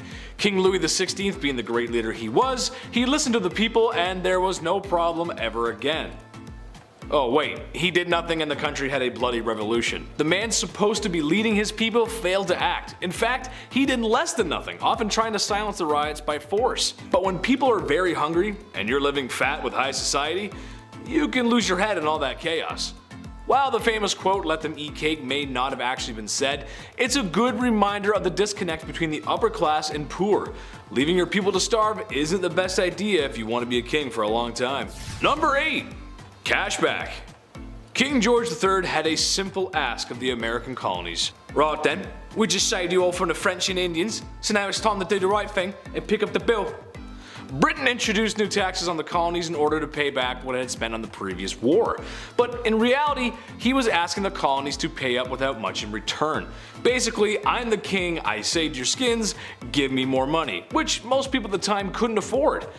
And I'm still gonna boss you around.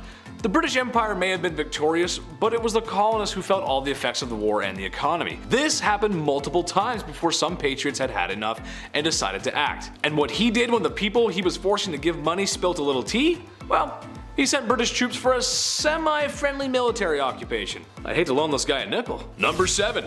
Terrible Ivan. He wasn't called Ivan the very friendly and generous and would for sure never cause any harm to anyone ever. He was Ivan the Terrible, and for good reason.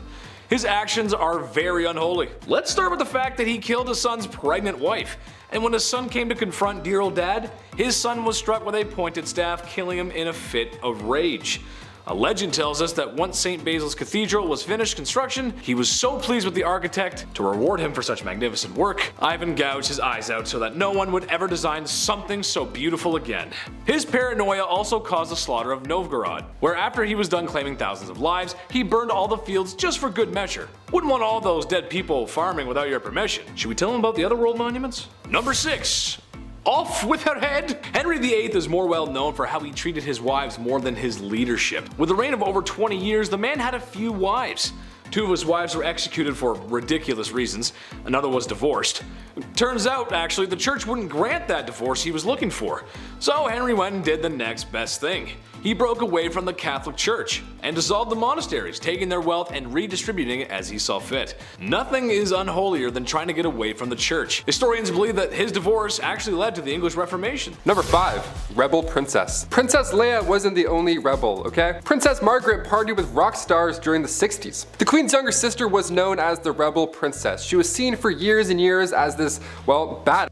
She passed away in 2002, but even to this day we're trying to piece together her love life. Pablo Picasso actually wanted to marry her at one point. How fun is that? Also, side note, I didn't realize how recent Pablo Picasso died. That was alarming to find out. Guess my whole life's a lie. Her wedding was the first to be aired on TV. That's quite a big deal. The first televised royal wedding took place on May 6, 1960. In 1968, just 8 years after, word had spread that the princess had an affair at a nightclub with pianist Robin Douglas Home, who only a year and a half later took his own life. Adds a lot of mystery there. Then come 1973, the paparazzi got photos of her with a landscape gardener on her private island. One of the more unusual facts surrounding Princess Margaret was that she was cremated, believe it or not. She had chosen to break tradition so that her ashes could be shared in the same tomb as her father. How sweet is that? These acts are unusual when it comes to royalty, but Margaret also supported more than 80 charity organizations. But even then, media still focused on her love life.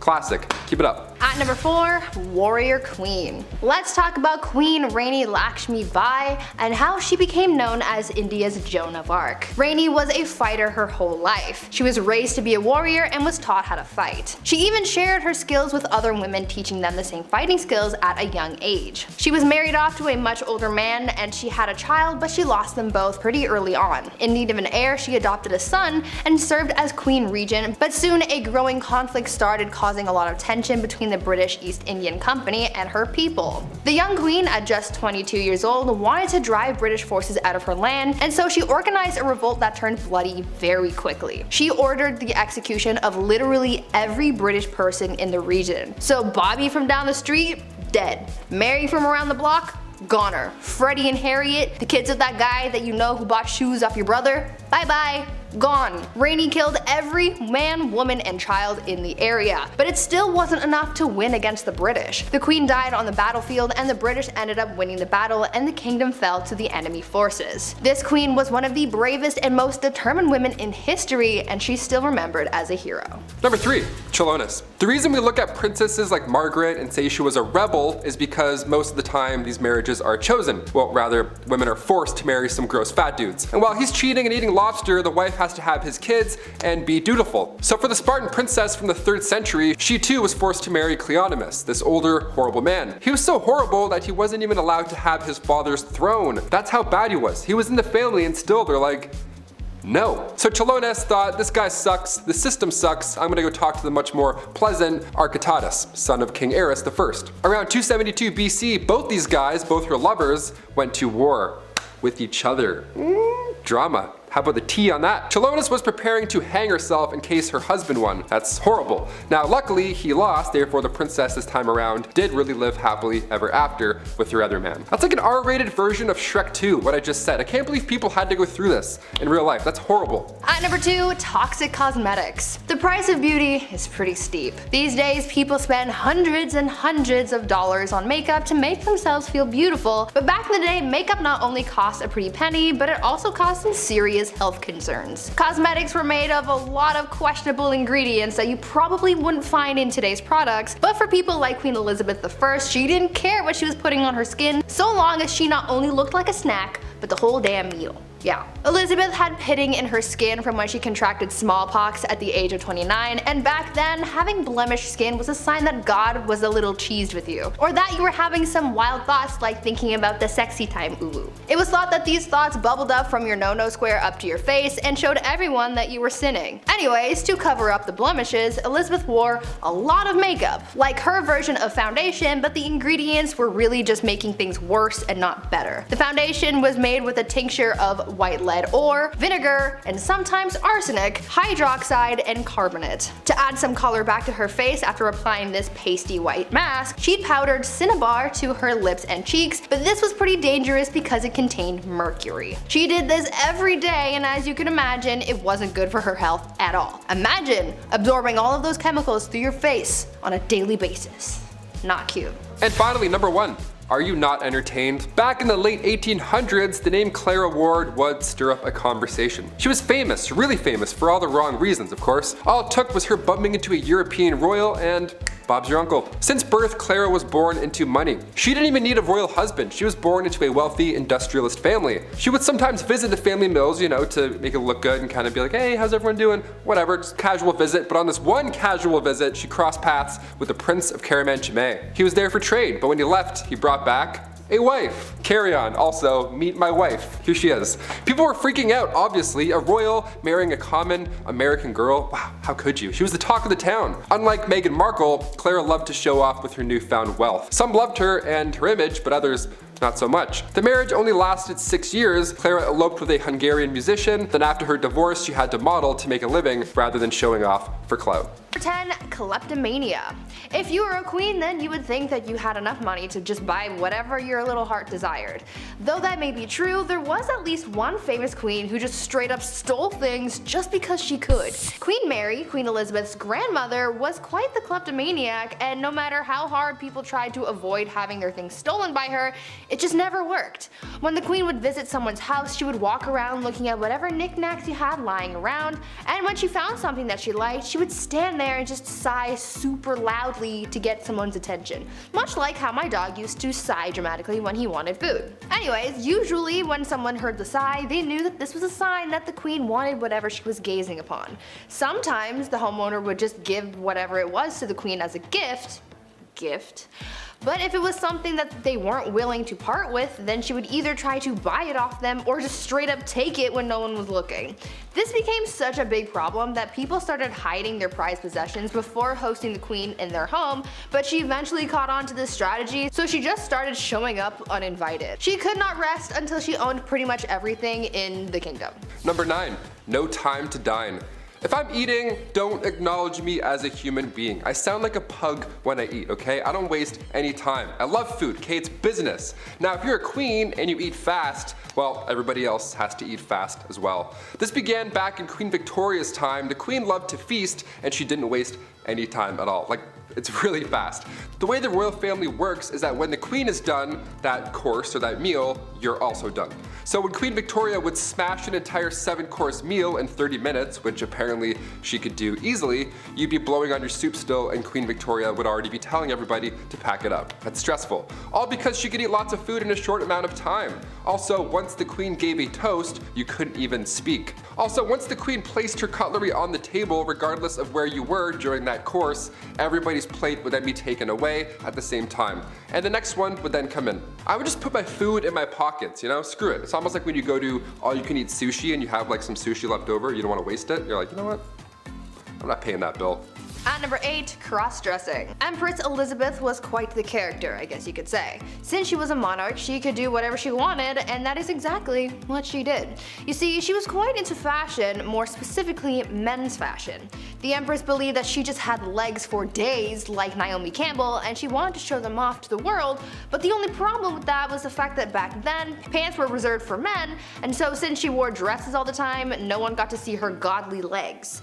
Well, to combat that, Elizabeth came up with a solution. She was known to hold huge parties where everyone had to cross-dress. She only did this so that it would give her an excuse to wear pants. And I mean, she could have if she just wanted to wear them on a regular day, but she didn't want to be the only woman in men's clothing, so she made everyone else dress up too. At these parties, no one looked good or really enjoyed themselves for that matter. Women complained that the men's clothing they wore to these parties were unflattering, and the men were just all over the place because they didn't know how to maneuver a hoop skirt. The only person really having a fun time was Empress Elizabeth, but I guess that was really the whole point. Number 7, check on the dead. Funerals are pretty expensive, especially a royal one at that. It takes a lot of power to dig up and then carry these massive caskets around, which back in the day was even more exhausting. Joanna of Castile was born in 1479. Her marriage to the Duke of Austria was arranged, but she was very much in love, maybe a bit too much. Hear me out. When her husband met his fate in 1506 due to typhoid fever, Joanna would have his tomb unearthed and then opened over and over again, just so she could make sure that he was still there. Now, of course, I feel bad for the queen here. She was clearly not coping with his death well, but to have his tomb or casket or coffin, whatever you want to call it, to have it opened and closed over and over and then dug up and then put back in the ground, she would make people carry his body around everywhere she went. That's heavy. That is so much work, even keeping it under her bed sometimes. Ugh, I got goosebumps just saying that. That's pretty creepy. Ashes, I could understand. That's like a one-man job to carry that around. But a 1,000-pound royal coffin? They have to carry 30 city blocks? My back already hurts thinking of that. No thank you. I quit. At number 6, deadly affairs. Dating is hard. If you've ever been on dating apps like Tinder or Bumble, then you know that things aren't as easy as it may seem when it comes to finding someone that you remotely like. Maybe we should take a page out of Queen Nzinga's book when it comes to dating, because it seemed like she had fun with her escapades. Well, maybe don't actually do what she did because it's actually pretty gruesome, but you get what I'm saying. Queen Nzinga from what is now modern-day Angola was a busy woman. After taking over the throne from her brother, she juggled the monarchy, wars with the Portuguese, and having a love life. The queen pulled together a harem of only the most attractive men, but because she was such a busy person, she didn't really have the time to walk into a room and choose who she was going to sleep with that night, so she came up with an alternative solution. Nzinga would have 2 members of her harem fight each other to the death every night, and whoever won got to sleep with the queen. Solid plan, right? Well, the winner wasn't really all that lucky for too long, because she would have the winner executed the following day. Number 5, George V. We love hobbies here on Bumblebee. I mean, I used to collect special quarters growing up. I swear to God, the only time I've ever been good at saving money was when I was 12. I would see one of these and be like, don't touch it. George V turned out he loved stamps. A lot. Like a lot. Since he was a wee young lad, he was collecting these little guys. Here's the unusually impressive part about him though and his hobby. He continued to collect stamps during World War I. This guy was busy, everybody's trying to stay alive, and George is just licking stamps in the library like a prince. Like all collections, it started at an early age and now it's at the point where it's past impressive and it's just borderline strange. This guy had albums on albums of stamps. He had around 330 albums, each with 60 pages full of stamps. Quick maths, that's like 20,000 pages full of stamps. So naturally he was nicknamed the King of Stamps, or rather the King of Philately, the official term for collecting stamps. It's a nice word. Philately. Back in 1905, he set an all-time stamp record, which I didn't even know that was the thing, and it was the most money ever spent on a single stamp. The guy dropped like 220,000 US on a single stamp. Somebody even asked the prince down the road if he had heard about this idiot who spent 1,400 pounds on a stamp, and he was proud of it. He was like, that was me, you wanna see it? The next King George is a little different, to say the least. At number 4, womanizer. I'm going to preface this by saying that George IV of England was voted as England's worst king by historians, so that should already tell you a lot about this guy. Georgie here was yet another one of those monarchs who was a little too invested in his intimate conquests, you know? Now we do know that the encounters that he was on were all consensual, so that's a plus. However, he was still creepy about it. Yeah. This man tried everything to get a woman to sleep with him. He would throw a tantrum if she said no, or threaten to end his life if he didn't get to do the 8-legged nature dance, you know? Somehow, this had a pretty good success rate, even though he was not a catch at all. It feels like this was one of those situations where you kind of just give in to make him stop talking, you know? Anyways, this guy was super creepy because on top of the lengths that he would go to just to get some time in the sack, he also kept trophies of his conquests. He would ask each of the people he slept with for a lock of their hair and he kept them all. Back then it was kind of common for lovers to keep locks of each other's hair, but George's collection was alarming because of just how many locks of hair there were. After the king died, his brothers found 7,000 envelopes, each with a lock of hair that was, quote, enough to stuff a sofa, end quote. Fun fact, if you want to see this insane collection, it is in a museum in Scotland, so check that out if you want, I guess. Number 3, Kleptomania Part 2. On our spoiled queens list, Brie mentioned Queen Mary and how she just couldn't stop stealing, which is hilarious to me, just this old lady stealing your shit. Well, the last king of Egypt also had sticky fingers. He was even better at it too. Check this out. Farouk I was the youngest son of Egypt's first king, Fuad I. Now born in 1920 in Alexandria, and in his early days at school, he couldn't concentrate. The king sent him to England even after to hopefully find a better way of teaching, something that works for him, but still it was to no avail. Once the king passed away in 1936, Farouk then got the throne, but also so much property and so much money. He had hundreds of fancy cars, 75,000 acres of land. This guy had it all. Literally, he had anything he could think of, but still he felt like he needed to take more, to steal. At 17 years old, he would slam 12 eggs for breakfast and then wash it down with 30 bottles of beer. Nutritious and delicious. Horrible. On top of the fact that he loved to steal, he was the biggest hoarder. So he had thousands of shirts, randomly. He also had 50 diamond-studded walking sticks for some reason, and like a prince such as myself, he too collected coins. I mean, his collection was much nicer, but still, great minds think alike. Spoiled minds think alike, rather. Oh shit, this is eye-opening. One of the most bizarre facts about Farouk was he pickpocketed Winston Churchill once. He took the guy's watch. After everything I just said, he still decided to steal his watch. What a gem. We love him. Yeah. At number 2, the King of Pettiness. Let's talk about a ruler that the Indian state of Alwar has described as controversial. If his own people are calling him controversial, then you know something's up, and boy, you better strap in because you're in for a wild ride with this one. Maharaja Jai Singh was pretty eccentric in a pretty dark way. He was known to have a temper and act on impulse, and he did some very questionable and downright scary things. He was known to be very competitive and hated to lose. One time while playing polo, he and his team lost, and so in retaliation he blamed the horse he was using and made the horse get extra crispy. He fired his horse. I'm sure you know where I'm going with that.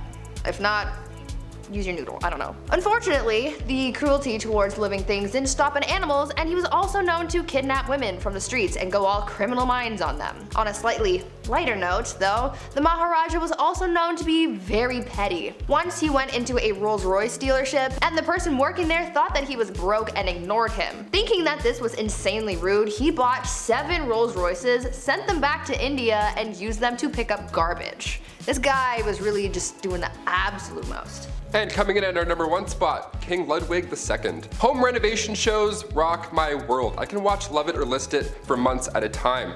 It's the dream, building your own home one day, and if you're a king, well, it's pretty easy to get that done. In our Spoiled Queens Part 2, I mentioned a princess that had a house made of ice, literal ice. Well, King Ludwig II had numerous castles built to resemble fairy tales.